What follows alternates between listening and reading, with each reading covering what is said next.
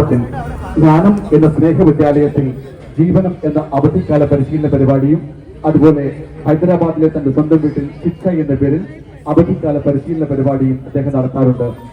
Civil service രക്ഷപ്പെടുന്ന വിദ്യാർത്ഥികളാണ് പ്രധാനമായും ക്യാമ്പിന്റെ ഗുണഭോക്താക്കൾ.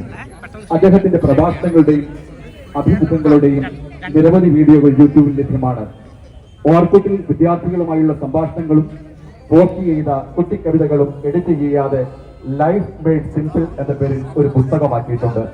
ഇന്ത്യയിലെ മഹാന്മാരെ പറ്റിയുള്ള മെക്കേഴ്സ് ഓഫ് ഇന്ത്യ, കവിതാ സമാഹാരമായ ലൈഫ് ഓഫ് ലവ് തുടങ്ങിയവയും അദ്ദേഹത്തിന്റെ പുസ്തകങ്ങളാണ്.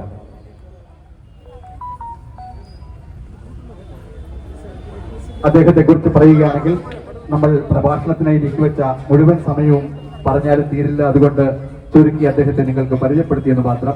ഒരിക്കൽ കൂടി അദ്ദേഹത്തെ സ്നേഹാദരങ്ങളോടെ സ്വാഗതം ചെയ്യുന്നു.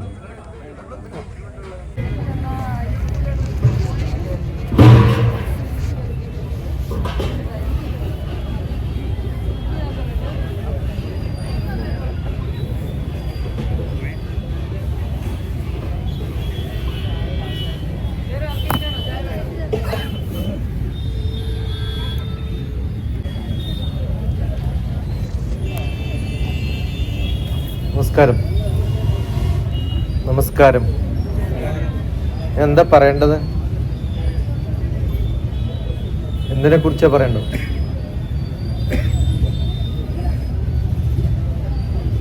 എന്തിനെ കുറിച്ചാ പറയേണ്ടത്? ഇന്ന് സംക്രാന്തി അല്ലേ? അതിനെ കുറിച്ച് ആരോ പറയണ്ടായിരുന്നല്ലോ ഇവിടെ. കേരളത്തിന്റെ വലിയ ആഘോഷാണെന്നൊക്കെ. ആണോ? കേരളത്തിന്റെ വലിയ ആഘോഷാണോ?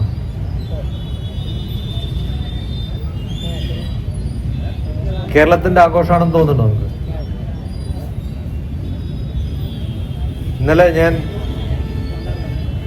ഇന്ന് രാവിലെ മുതൽ ഇന്നലെയും ഇന്നും ഒരു ടീച്ചേഴ്സ് ട്രെയിനിങ് പ്രോഗ്രാമായി പീതംപുരയിലെ KIIT school, global school teachers training ആയി. അപ്പൊ ഇന്നലെ ആദ്യമായിട്ട് പഞ്ചാബികളൊക്കെ ആഘോഷിക്കുന്നത് എന്തായിട്ടാണ്? ലോഹറി. 12 മണി വരെ ഡാൻസ് കളിച്ചു അവസരമായിട്ട്.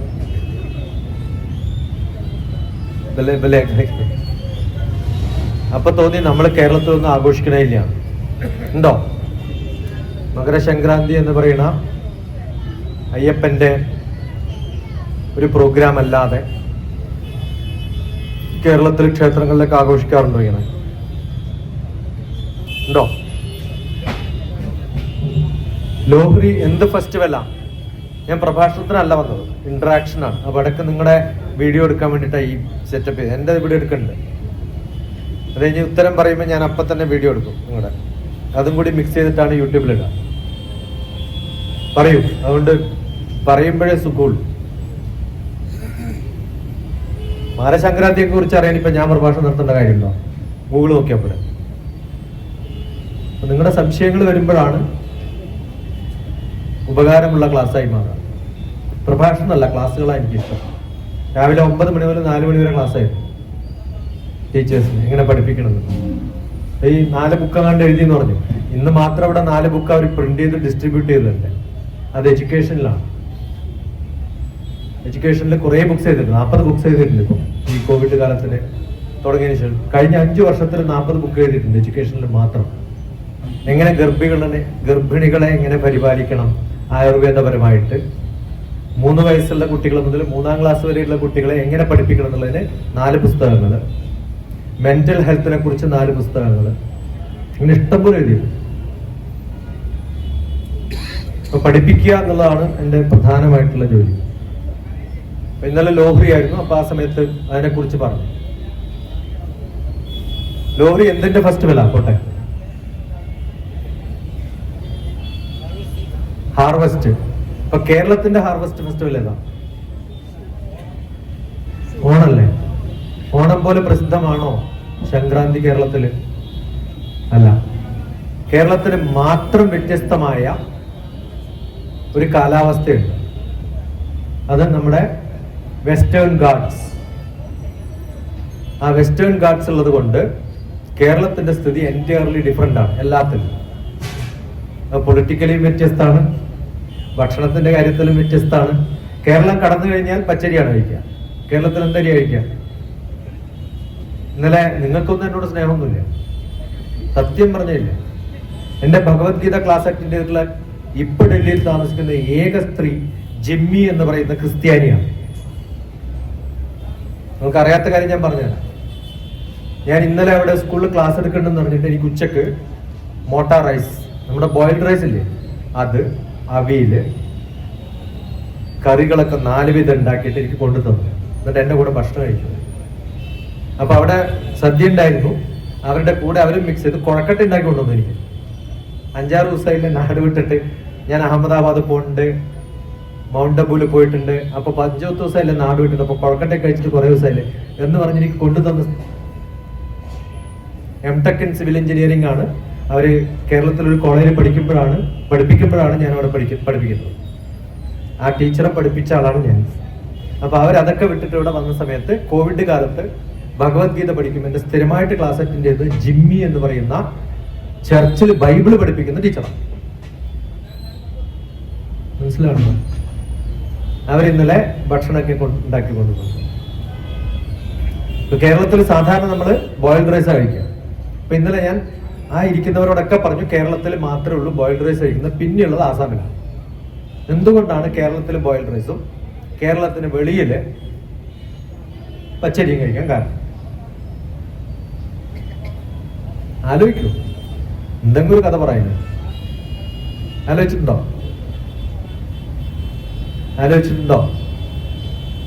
എന്തെങ്കിലും ഒരു വാദം എന്ന് പറയും. ഉണ്ടെങ്കിൽ ഉണ്ട്, ഇല്ലെങ്കിൽ അവർ. കേരളത്തില് നല്ല മഴ കിട്ടും. അപ്പോ സാധാരണഗതിയിലുള്ള നെല്ലിന്റെ വലിപ്പല്ല, ചെടിയുടെ വലിപ്പല്ല കേരളത്തിലുള്ള ചെടിയുടെ വലിപ്പം. ഞാൻ കൃഷിക്കാരനായിരുന്നു, ബേസിക്കലി എൻ്റെ അച്ഛൻ കൃഷിക്കാരനാണ്. 5-8 പുന്നെല്ലും കഴിച്ചാൽ ബാക്കിയുള്ള എല്ലാ നെല്ലിന്റെ ഐറ്റത്തിന്റെ പേരാണ് ജീരകശാല. ഇത്തരം ഇതൊക്കെ കഴിഞ്ഞ ബാക്കിയുള്ള നെല്ലിനൊക്കെ ഏകദേശം 1.5 ഫീറ്റ് 2 ഫീറ്റ് വലുപ്പം ഉണ്ടാവും. അതിന് കാരണം വെള്ളം കെട്ടി നിൽക്കുമ്പോൾ, നല്ല മഴ പെയ്യുമ്പോൾ വീഴാണ്ടിരിക്കാനുള്ള നല്ല ഉറപ്പുള്ള കനമുള്ള സ്റ്റെമ്മാണ് അതിനുള്ളത്. പക്ഷെ ചിലപ്പോൾ ഇതൊക്കെ താഴെ വീണ് വെള്ളത്തിൽ വീണാൽ പിന്നെ എന്ത് ചെയ്യാൻ പറ്റുള്ളൂ?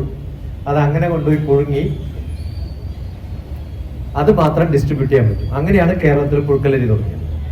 പിന്നെയുള്ളത് എവിടെയാണ്? ആസാമിലാണ്, ബംഗാളിലാണ്.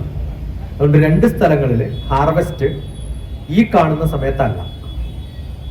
അതുകൊണ്ടാണ് കേരളത്തിൽ ഹാർവെസ്റ്റ് ഫെസ്റ്റിവൽ അല്ല, കേരളത്തിന് വെളിയിലുള്ള ഹാർവെസ്റ്റ് ഫെസ്റ്റിവൽ. തൊട്ടടുത്ത തമിഴ്നാട്ടില് ഇപ്പൊ ആഘോഷിക്കുന്നത് എന്തായിട്ടാണ്? അത് തന്നെയാണ് ആന്ധ്രയിൽ ഞങ്ങളുടെ സ്ഥലത്ത്. അവിടെയും ഹാർവെസ്റ്റ് ഫെസ്റ്റിവലാണ്. അങ്ങനെ ചെറിയ നെല്ലാണ്, 3 വിളയുണ്ടാവും. അതിൽ ഏറ്റവും നല്ല വിള കിട്ടുന്നത് ഇപ്പോഴാണ്. കേരളത്തിൽ എപ്പോഴാ വിത്തിടുക? ഏപ്രിൽ മാസത്താണ്. വിത്തും കൈക്കോട്ടും എന്ന് പറഞ്ഞ പാട്ടില്ല, അതെപ്പോഴാ പാടുക? വിഷുവിനാണ്. ഓക്കെ, അപ്പൊ വിത്തിടുന്നത് വിഷുവിന്. April, May, June, July, August, September, കൃത്യം 6 മാസം ആകുമ്പോഴത്തേക്ക് വിളവെടുക്കും. അങ്ങനെയാണ്. ഓണത്തിന്റെ 2 ദിവസം മുമ്പൊക്കെയാണ് പുന്നെല്ല് ഉണ്ടാവുക, പുതിയ നെല്ല്. അത് ആന്ധ്രയിലുള്ളത് ഇപ്പോഴാണ്. അത് ഇന്നല്ല, ഇന്നലെ. അതുകൊണ്ട് 2 ദിവസം അവർ ആഘോഷിക്കും. 13ഉം 14ഉം ആഘോഷിക്കും. ആസാമിലും ആഘോഷിക്കും. ആസാമിൽ എന്തായിട്ട് ആഘോഷിക്കുക? ബിഹുവാണ്. ആ ബിഹു എന്തിന്റെ ഉത്സവമാണെന്നറിയോ? ഹാർവെസ്റ്റിന്റെ മാത്രമല്ല, പെണ്ണ് കാണലിന്റെ ഉത്സവം കൂടിയാണ്. ഗേൾസ് നല്ല ഡ്രസ്സൊക്കെ ഇട്ടിട്ട് ഞാൻ മിക്കവാറും ട്രാവൽ ചെയ്തിട്ടുള്ളത് നോർത്ത് ഈസ്റ്റിലാണ്. ഇന്ന് ഡൽഹിയിൽ വന്നതിനേക്കാളും കൂടുതൽ ഡൽഹിയിൽ ഞാൻ 2009 വിട്ടതിന് ശേഷം ഇവരാരും എന്നെ വിളിച്ചിട്ടുമില്ല, മൈൻഡ് ചെയ്തിട്ടുമില്ല.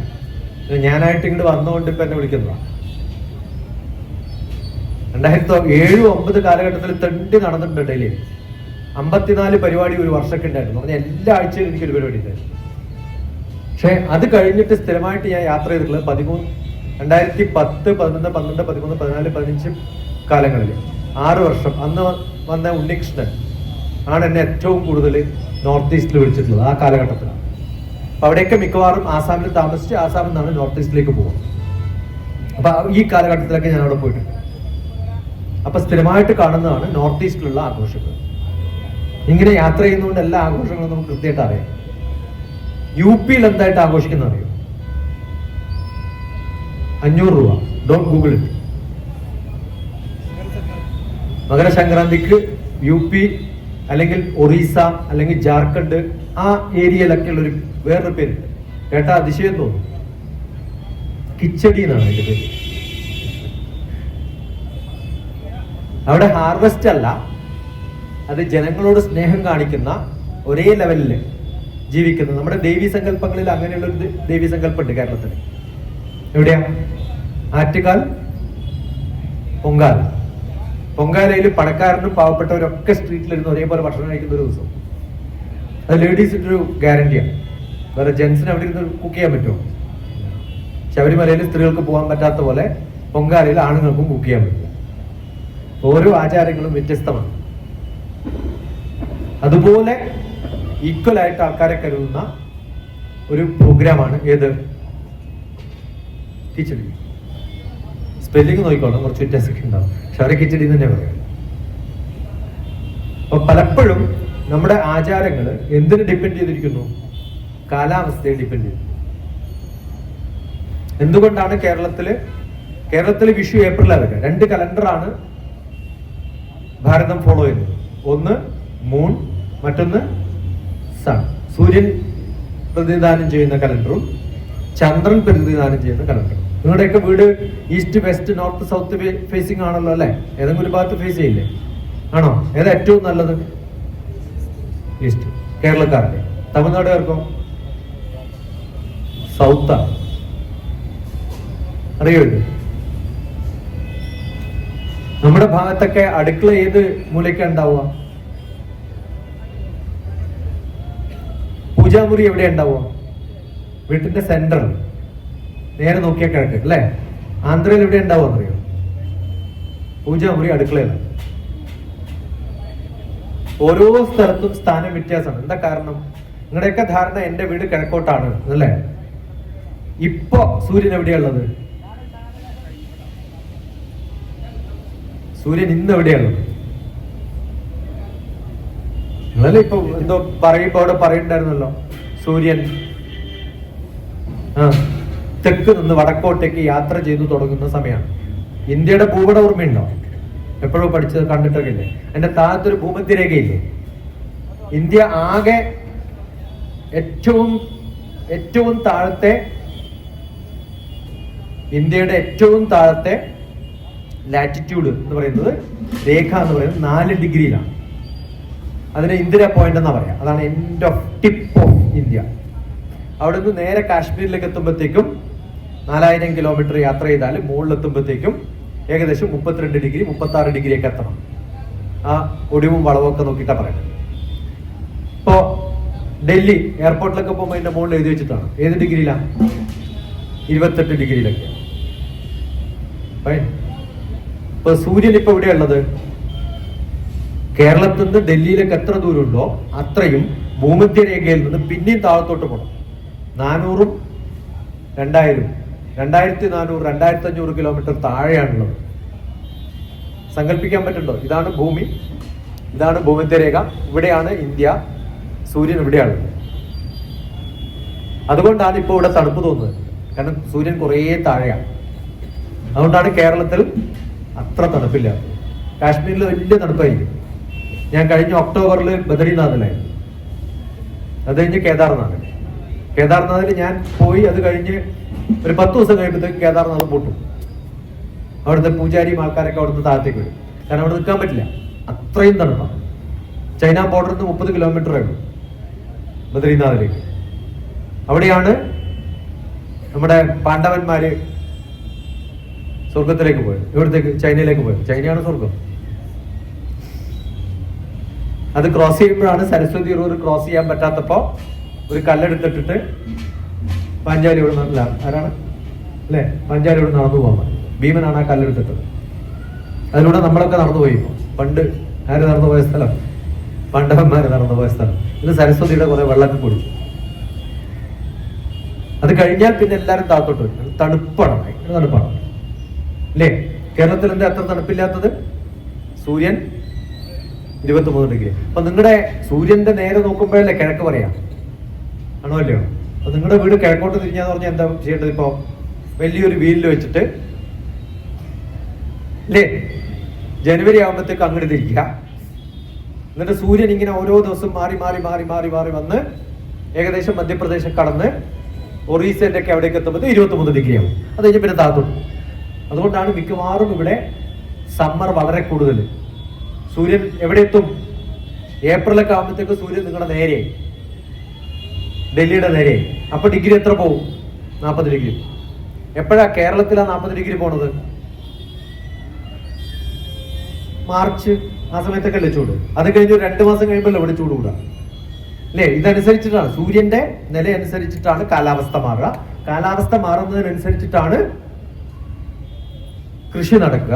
പക്ഷെ കേരളത്തിൽ അത്ര ചൂടില്ല ആന്ധ്രയെ പോലെ. എന്താ കാരണം? നമ്മുടെ ഒരു വെസ്റ്റേൺ കാട്ടുകാരൻ അവിടെ നിൽക്കുന്നുണ്ട്, നല്ല വലുപ്പത്തിലുള്ള ഒരു മലയുണ്ട്. ആ മലയുള്ളതുകൊണ്ട് സൂര്യൻ നേരെ അങ്ങോട്ട് അടിക്കില്ല, അല്ല അവിടെ തടഞ്ഞു നിർത്തും. മനസ്സിലായോ? അതുപോലെ തെക്ക് നിന്നുള്ള നല്ല കാറ്റ് വരും. അപ്പൊ നാം ഏത് ഭാഗത്തുനിന്ന് കാറ്റ് വരുന്നതിനനുസരിച്ചിട്ടാണ് പണ്ട് അടുക്കള ഉണ്ടാക്കിയിരുന്നത്. നമ്മുടെ വീട് കൺസ്ട്രക്ഷൻ, ഭക്ഷണത്തിന്റെ ക്രമം, നമ്മുടെ ആഘോഷിക്കുന്ന എല്ലാ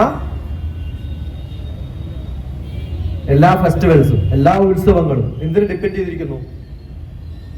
കാലാവസ്ഥയെയും സൂര്യനെയും ഡിപ്പെൻഡ് ചെയ്തിരിക്കുന്നു. നമുക്ക് സൂര്യൻ എന്ന് പറഞ്ഞാൽ വലിയ കുഴപ്പമൊന്നും ഇല്ലാത്ത ആളാണ്. പക്ഷെ അതേ സമയത്ത് ജൂലൈ ഓഗസ്റ്റ് സെപ്റ്റംബറിലാണ് ഗൾഫിലുള്ള എല്ലാ സ്കൂൾസിനും ഹോളിഡേ. നിങ്ങൾ ശ്രദ്ധിച്ചിട്ടൊന്നും ഉണ്ടാവില്ല. ഇൻട്രൊഡ്യൂസ് ചെയ്യുമ്പോൾ കുറെ എന്തൊക്കെയോ പറഞ്ഞിരുന്നു. അതുകൊണ്ട് ഞാൻ ഇൻട്രൊഡ്യൂസ് ചെയ്യണ്ടെന്ന് പറയാം, കാരണം വേസ്റ്റ് ഓഫ് ടൈമാണ്. പിന്നെ പറഞ്ഞു എന്തായാലും ഇതൊക്കെ അറേഞ്ച് ചെയ്യണമല്ലോ, ആ സമയത്ത് പറഞ്ഞുകൊണ്ട് വെച്ചിട്ട് ഒരാളും കേട്ടില്ല. ഞാൻ ഇപ്പൊ 10 ചോദ്യം ഇൻട്രൊഡ്യൂസ് ചെയ്തതിൽ 4 കാര്യം പറഞ്ഞാൽ നിങ്ങൾക്ക് പറയാൻ പറ്റുമോ? നമ്മളൊക്കെ ചടങ്ങിന് വെറുതെ ചെയ്യാം, ഒരു താല്പര്യമില്ല. നിങ്ങളൊക്കെ വഴക്ക് പറയാനായിട്ടാ വന്നത്, ഒരു താല്പര്യമില്ലാണ്. ഇതൊക്കെ ഒരു വഴിപാടാണ്. ഇൻട്രൊഡ്യൂസ് ചെയ്യാം അത്ര. ജ്ഞാനം എന്നാണ് എന്റെ വീട്ടിന്റെ പേര്. എന്താണ്? ഉറക്ക വർത്താനെങ്കിലും പറയാം എന്റെ മക്കളെ. പാട്ട് പാടാൻ പറഞ്ഞാൽ ഇപ്പൊ ഡം എന്ന് പറഞ്ഞ പാടുക. ചോദിച്ചൊന്നുമില്ല, കാര്യമില്ല. പറയൂ, എന്താണ് ജ്ഞാനം? JNAANAM. ജ്ഞാനം എന്ന് പറഞ്ഞാൽ എന്താ? എനിക്കതല്ല. ജാനകി നാരായണൻ മെൻഡറിങ്. അമ്മയുടെ പേരും അച്ഛന്റെ പേരും മെൻഡറിങ്. അതാണ് എന്റെ വീട്ടിന്റെ പേര്. ജ്ഞാനം നടിച്ച് നോക്കുക. എപ്പോഴെങ്കിലും ആരും ഡൽഹിക്കാർ കാണാറില്ല എൻ്റെ ഒരു പ്രോഗ്രാം. ആകെ 1-2 ആളെ കാണാറ്. നമുക്കറിയാം ലോകത്തിന്റെ ഏത് ഭാഗത്തുനിന്ന്. നമ്മൾ യൂട്യൂബ് ഇട്ട് കഴിഞ്ഞാൽ അനലൈസ് ചെയ്യും. ലോകത്തിന്റെ ഏത് ഭാഗത്താണ് എനിക്ക് ആൾക്കാരുള്ളത്, എവിടെയാണ് ഇല്ലാത്തത്, ആരാണ് കാണുന്നത്, ഏത് പ്രായക്കാരാ കാണുന്നത്, ഇതൊക്കെ അനലൈസ് ചെയ്യാൻ പറ്റും. ഇതൊക്കെ ഞാൻ ഇടയ്ക്കിടയ്ക്ക് അനലൈസ് ചെയ്യും. മനസ്സിലായോ? ഇതെന്റെ ലാസ്റ്റ് പ്രോഗ്രാം ആയിരിക്കും ഡൽഹിയിൽ. കാരണം കഴിഞ്ഞ 1 മാസം മുമ്പ് വന്നിട്ട് വിനോദ ഒരു പരിപാടിയൊക്കെ ആക്കി. ഒരാളും അത് കഴിഞ്ഞിട്ട് 2 പേര് എക്സ്ട്രാ കണ്ട അപ്പം ഞാൻ അറിയും. വിനോദൊക്കെ കുറെ ഇടും ഗ്രൂപ്പിൽ, ഒരാളും ഇത് കാണില്ല. അപ്പൊ നമ്മൾ ഈ മരക്കെട്ടിട്ടാ ഇതിപ്പോ റെക്കോർഡ് ചെയ്യുന്നില്ലേ? 1 മണിക്കൂർ റെക്കോർഡ് ചെയ്താൽ 4 മണിക്കൂർ ഇത് എഡിറ്റ് ചെയ്തിട്ട് വേണം ഞാൻ കേട്ടാൻ. അതും വേറെ ആരുടെങ്കിലും വീട്ടിലാണ് താമസിക്കണേ. ഇന്നും അവിടെ ഇന്റർനെറ്റേ ഇല്ല. എന്നിട്ടും കാലത്ത് എഴുന്നിട്ട് ഇന്നലത്തെ ഞാൻ ഇന്ന് പോസ്റ്റ് ചെയ്ത് ടീച്ചേഴ്സിന്റെ പ്രോഗ്രാം പോസ്റ്റ് ചെയ്ത് രാത്രി 2:30 2:30-3 മണിക്കാണ് പോസ്റ്റ് ചെയ്തത്. എന്നിട്ട് ഇന്ന് രാവിലെ ക്ലാസ് എടുത്തു തുടങ്ങി. അത് ഇങ്ങനെ തെണ്ടുക. കാരണം എപ്പോഴാ ചത്തുപോകാന്ന് പറയാൻ പറ്റില്ല. അതിനു മുമ്പ് എന്തെങ്കിലുമൊക്കെ പഠിപ്പിച്ചിട്ടുള്ള കുറെ കാര്യങ്ങളുണ്ട്. അത് എവിടെയെങ്കിലൊക്കെ പറഞ്ഞു കൊടുക്കാൻ പറ്റുകയാണെങ്കിൽ ഒരു ചാൻസ് കിട്ടും. അപ്പൊ ശരിക്കും ശ്രദ്ധിക്കണം. എന്തിനാണ് ഭാരതീയ സങ്കല്പം എന്ന് പറയുന്നത്? വെറുതെ തമാശ പറഞ്ഞു കളയാനുള്ളതല്ല. സനാതന ധർമ്മം എന്ന് പറയുന്നത് പഠനത്തിനാണ്. ഓരോ കാര്യവും ചെയ്യുമ്പോൾ അതിന്റെ കാര്യം എന്താണ്, അതിന്റെ കാരണം എന്താണ്, എന്തിനാ ചെയ്യണത്. എല്ലാ ക്ഷേത്രങ്ങളും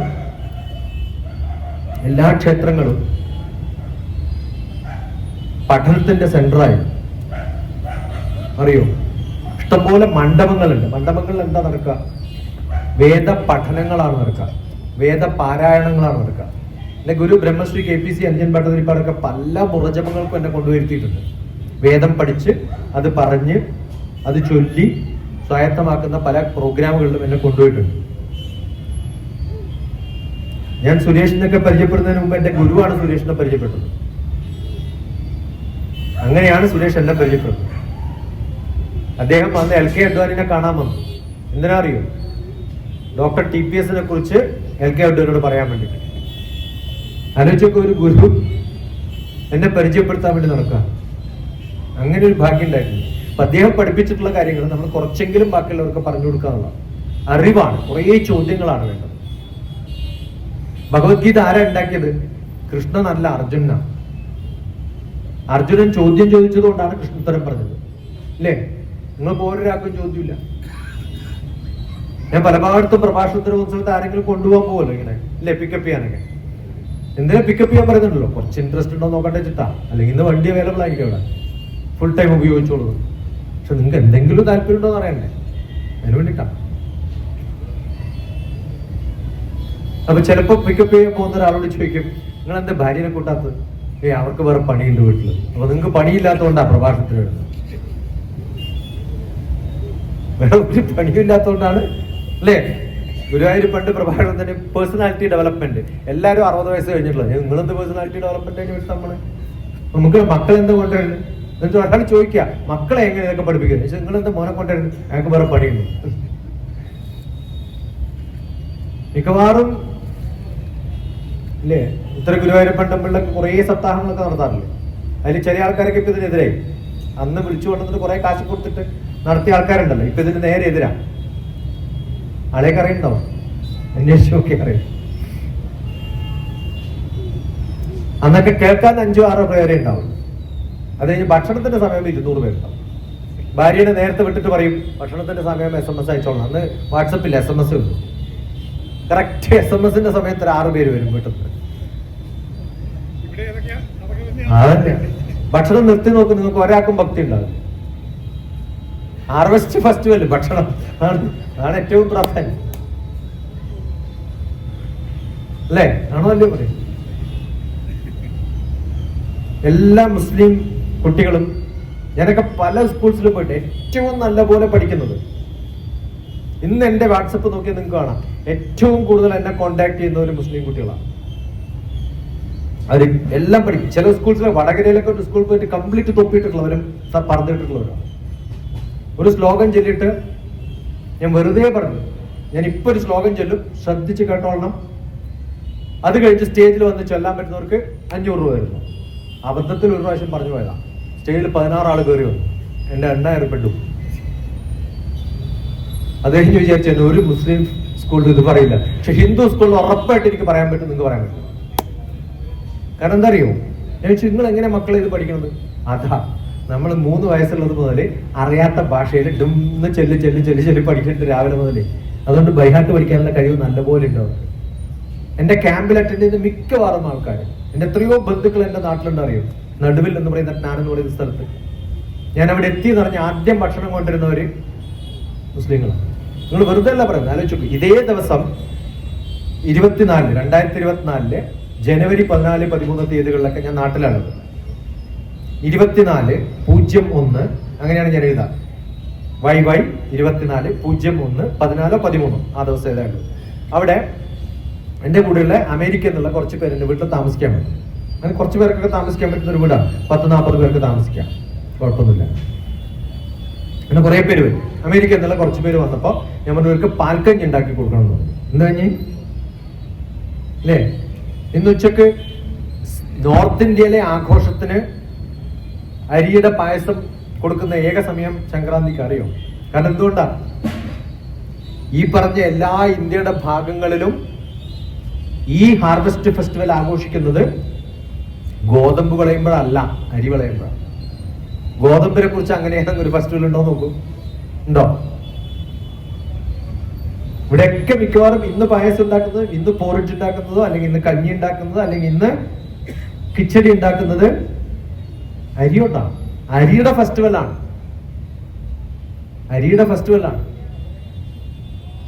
ഇപ്പൊ പാൽക്കഞ്ഞി ഉണ്ടാക്കണം എന്ന് പറഞ്ഞ സമയത്ത് മുസ്ലിം അവര് പറഞ്ഞു, ഞങ്ങൾക്ക് ഉണ്ടാക്കിയ ശരിയാവില്ല പക്ഷെ.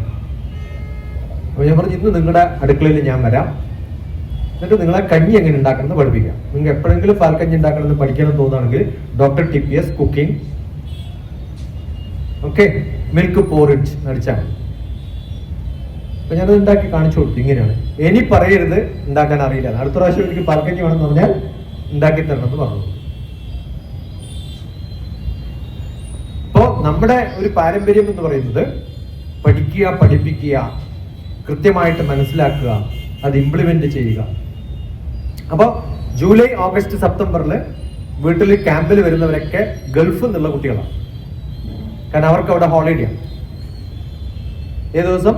July, August, September. എന്താ കാരണം? അവിടെ നല്ല ചൂടാണ്. എത്ര ചൂട്? 55 ഡിഗ്രി ഒക്കെ കത്തിപ്പോവും. ആ സമയത്താണ് ഈദ്. അവർക്ക് ഹോളിഡേ ഉള്ള സമയമാണ്. അത്രയും ചൂടുള്ള സൂര്യനെ ആരെങ്കിലും പൂജിക്കുമോ? മഹാപാപി സൂര്യ എന്നല്ല വിളിക്കുക. ആണോ അല്ലയോ? കേൾക്കണ്ടോ? മനസ്സിലാവുണ്ടോ? അപ്പൊ അവരാരെ പൂജിക്കും? സൂര്യന്റെ പ്രതിബിംബത്തെ. അതാണ് ചന്ദ്രൻ. ചന്ദ്രൻ നല്ല വ്യത്യാസമുണ്ടോ സൂര്യനുമായിട്ട്? സൂര്യൻ തന്നെയാണ് ചന്ദ്രൻ. ചന്ദ്രന്റെ പ്രതിബിംബം അല്ല, സൂര്യന്റെ പ്രതിബിംബമാണ് ചന്ദ്രൻ. അതുകൊണ്ട് പകൽ അവർ പുറത്തിറങ്ങില്ല, അതുകൊണ്ട് ഭക്ഷണം കഴിക്കില്ല. രാത്രി 24 മണിക്കൂർ ഉറങ്ങാൻ പറ്റില്ലല്ലോ. അപ്പൊ എന്ത് ചെയ്യും? രാത്രി ഉണരും, എന്നിട്ട് രാവിലെ പണിക്കൊന്നും പോവാതെ എല്ലാ ഷോപ്പും അടച്ചു. ആലോചിച്ചൊക്കെ, പ്രകൃതിയാണ് എന്തിനു തീരുമാനിക്കാം. ഞാനൊരു അഗ്നിഹോത്രിയാണ്. അഗ്നിഹോത്രി എന്ന് പറഞ്ഞാൽ കുറെ കാലം അഗ്നിഹോത്രി ആയിരുന്നു, ഇപ്പല്ല. ഇപ്പൊ ഇങ്ങനെ യാത്ര ചെയ്തുകൊണ്ട് സമയം കിട്ടാറ്. വീട്ടിൽ തന്നെ ഇരിക്കുന്ന കുറെ കാലം അഗ്നിഹോത്രിയാണ്. സൂര്യൻ അസ്തമിക്കുകയും ഉദിക്കുകയും തുടങ്ങുന്ന എക്സാക്ട് സമയത്ത് ഒരു പിരമിഡ് സ്ട്രക്ചറുള്ള ഒരു ചെറിയ പാത്രം, എന്നിട്ട് അതിനകത്ത് ചാണകവറളിയും കുന്തിരിക്കവും കുറച്ച് കർപ്പൂരവും ഒക്കെ ഇട്ട് നല്ല പോലെ ജ്വാല വരുന്ന പോലെ തീ ഉണ്ടാക്കി യജ്ഞ യാഗ കർമ്മങ്ങൾ ചെയ്യുന്നത് പോലെ കുറച്ച് അരിയും നെയ്യും ഒരു കഴഞ്ച് എന്ന് പറഞ്ഞാൽ അറിയോ? ഇങ്ങനെ പിടിച്ചെടുക്കുന്ന സ്ഥലത്തിന് ഒരു കരഞ്ച് എടുത്തിട്ട് അതിനകത്തേക്ക് ഇടണം. ഇടുമ്പോൾ ചൊല്ലേണ്ട മന്ത്രം എന്താണെന്നറിയോ? സൂര്യായ സ്വാഹ, സൂര്യായ ഇദം നമഃ, പ്രജാപതയെ സ്വാഹ, പ്രജാപതയെ ഇദം നമഃ. സൂര്യായ സ്വാഹ. സ്വാഹ എന്ന് കഴിച്ചോളാം. സ്വാഹ എന്ന് കഴിക്കാം. സൂര്യായ സ്വാഹ. സൂര്യ, നീ ഇത് കഴിച്ചോളൂ. കാരണം ഇത് ആരാ തരുന്നത്? അരിയും നെയ്യും ആരാ തരുന്നത് നമുക്ക്? സൂര്യനാണ്. അപ്പൊ തരുന്നതിന് തിരിച്ചെന്തെങ്കിലും കൊടുക്കുക എന്നുള്ളത് നമ്മുടെ ഒരു ന്യായമാണ്. നമ്മുടെ നാട്ടിലൊക്കെ തെയ്യം വരും. തെയ്യം വന്നിട്ട് നമ്മൾ കുറെ പറയൽ അരിയെ കൊടുത്തു കഴിഞ്ഞാൽ തെയ്യം അത് ഫുൾ എടുക്കും, എന്നിട്ട് ഒരു നുള്ളു തിരിച്ചെടുക്കും. അങ്ങനെ തന്നെ കൊണ്ടുപോകരുത്. എന്ത് ചെയ്യണം? ഒരു നുള്ളു എടുത്തിട്ട് തിരിച്ച് നമ്മൾ കൊടുക്കുന്ന പാത്രത്തിൽ തന്നിട്ട് വെക്കണം. മുറത്തിലാണെങ്കിൽ മുറത്തിലിട്ട് തരും. അങ്ങനെ ചെയ്യും. അല്ലെങ്കിൽ ഭഗവാൻ നമ്മൾ കൊടുത്തു കഴിഞ്ഞാൽ അതിന് കുറച്ച് നമുക്ക് പ്രസാദമായിട്ട് തിരിച്ചു തരും, ഇല്ലേ? അപ്പൊ സൂര്യന് കൊടുക്കുമ്പോൾ നമ്മൾ എന്ത് ചെയ്യണം? മുകളിലേക്ക് എറിഞ്ഞ് സൂര്യന് കൊടുക്കാൻ പറ്റില്ലല്ലോ. അതിന്റെ പ്രതിബിംബമായിട്ട് ആരെ ഉണ്ടാക്കും? അഗ്നിയെ സങ്കല്പിക്കും. അപ്പൊ അഗ്നി എന്താണ്? ശരിക്കും പറഞ്ഞ അഗ്നി എന്താ? സൂര്യനാണ്. സൂര്യന്റെ റെപ്രസെന്റേഷൻ ആണ്. നമ്മളൊക്കെ സൂര്യവംശജരാണ്. ഭാരതത്തിലുള്ള എല്ലാവരുടെയും വംശം എന്താ? രാമനാരാ? സൂര്യവംശജൻ. കൃഷ്ണനാരാ? സൂര്യവംശജൻ. എല്ലാവരും സൂര്യവംശജരാണ്. അപ്പൊ ആ സൂര്യനെ നമ്മൾ പ്രതിബിംബമാക്കിയെടുത്ത് ചെയ്യുന്നതിനെയാണ് എന്ത് പറയാ? അഗ്നിഹോത്രം. അഗ്നി, സൂര്യൻ. അഗ്നിഹോത്രി അത് ചെയ്യുന്ന ഒരാൾ. സൂര്യായ സ്വാഹ, സൂര്യായ ഇദം നമഃ. ഇത് എന്റെ വകയല്ല, നിങ്ങളുടെ തന്നെയാണ്. ഓക്കെ. പക്ഷെ ഇത് ആരാ എന്റെ കയ്യിൽ എത്തിച്ചു തന്നത്? ഈ കുറച്ച് അരിയും നെയ്യൊക്കെ ആരാ എത്തിച്ചു തന്നത്? കുറേ ആൾക്കാർ മെനക്കെട്ടിട്ടാണ്. നമ്മൾ കടയിൽ പോയി മേടിക്കും. ആ മേടിക്കാനുള്ള കാശാരാ തരുന്നത്? എവിടെയോ ജോലി ചെയ്തിട്ട്. ആ ജോലി ആരാ തരുന്നത്? മനസ്സിലാവുണ്ടോ? അതിനുള്ള പ്രകൃതി ആരാ ഉണ്ടാക്കി കൊടുക്കുന്നത്? അതിനുള്ള പദ്ധതികൾ ആരാ ചെയ്തു കൊടുക്കുന്നത്? എല്ലാം എത്തിയാൽ അവസാനിക്കുന്നത് എവിടെയാണ്? സൂര്യനിലേക്കാണ്. അതുകൊണ്ട് ഇതിനെല്ലാം കാരണക്കാരൻ സൂര്യനാണെങ്കിലും കുറെ ആൾക്കാരുടെ കൂടെ ഒരു പ്രയത്നം ഇതിൽ ഉള്ളത് കൊണ്ട് ഇതിന്റെ ഫലം ആർക്ക് പോണം? പ്രജാപതയെ സ്വാഹ. എല്ലാ ജനങ്ങൾക്കും കൂടി എത്തിക്കട്ടെ. ഇതാരുടെയാ? ഇത് ഞാനാക്കിയിട്ട് എല്ലാവർക്കും കൊടുക്കുന്നതല്ല. അല്ലെങ്കിൽ ഇത് നിങ്ങളതാണല്ലോ. പ്രജാപതയെ ഇദം നമഃ. ഇത് നിങ്ങളുടെ തന്നെയാണല്ലോ. ഇത് രസകരമായൊരു മന്ത്രാന്ന് ആലോചിച്ച് നോക്കണം.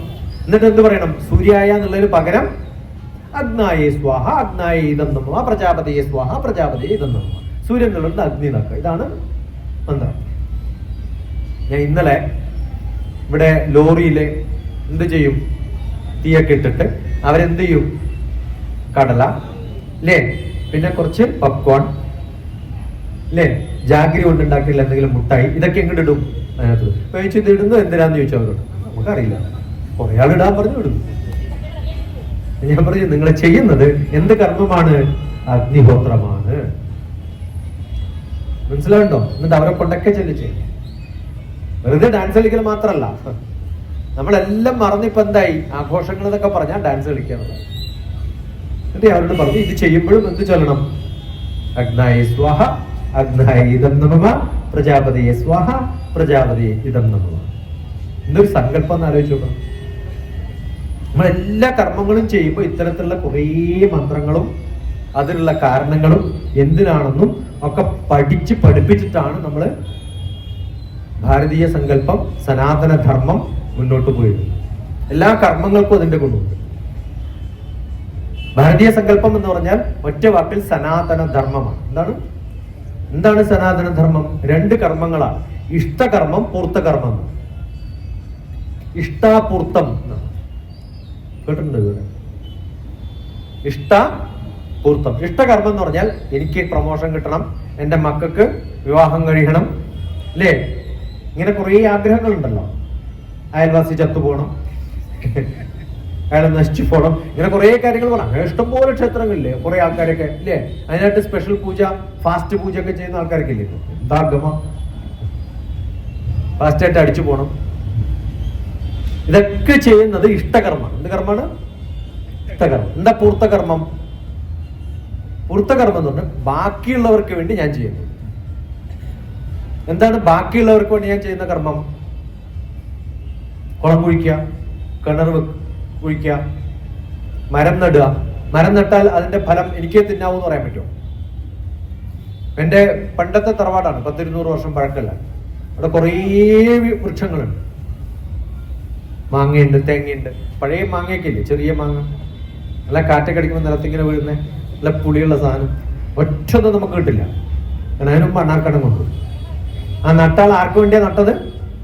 അണ്ണാർക്കണ്ണന് വേണ്ടിയിട്ടാണ് നട്ടത്. മനസ്സിലാവുണ്ടോ?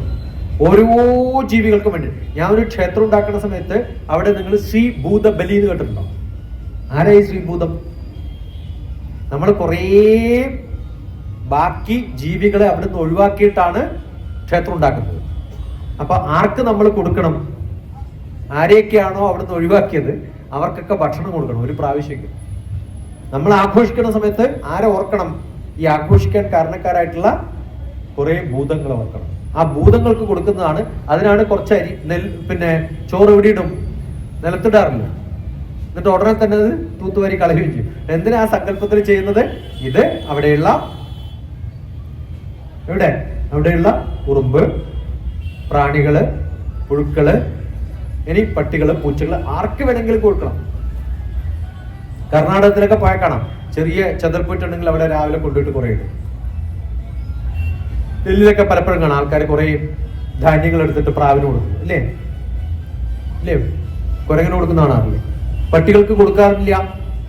ഈ കോവിഡ് കാലത്ത് ഭക്ഷണം കൊടുത്തില്ല, വെള്ളവും കൊടുത്തില്ല. അപ്പൊ അവരെന്താവും? ദേഷ്യമുള്ളവരാവും. അങ്ങനെയാണ് കുറെ പേരെ കടിക്കുന്നത്. അവർക്ക് ആവശ്യത്തിന് ഭക്ഷണം കിട്ടിയ അവരാരും കടിക്കില്ല. മനസ്സിലാവുന്നുണ്ടോ? അണ്ണാർക്കണ്ണനെ ഇപ്പൊ കാണാനേ ഇല്ല നാട്ടില്. എന്താ കാരണം? വെള്ളം കുടിക്കണമെങ്കിൽ എവിടെയെങ്കിലും വെള്ളം വേണ്ടേ?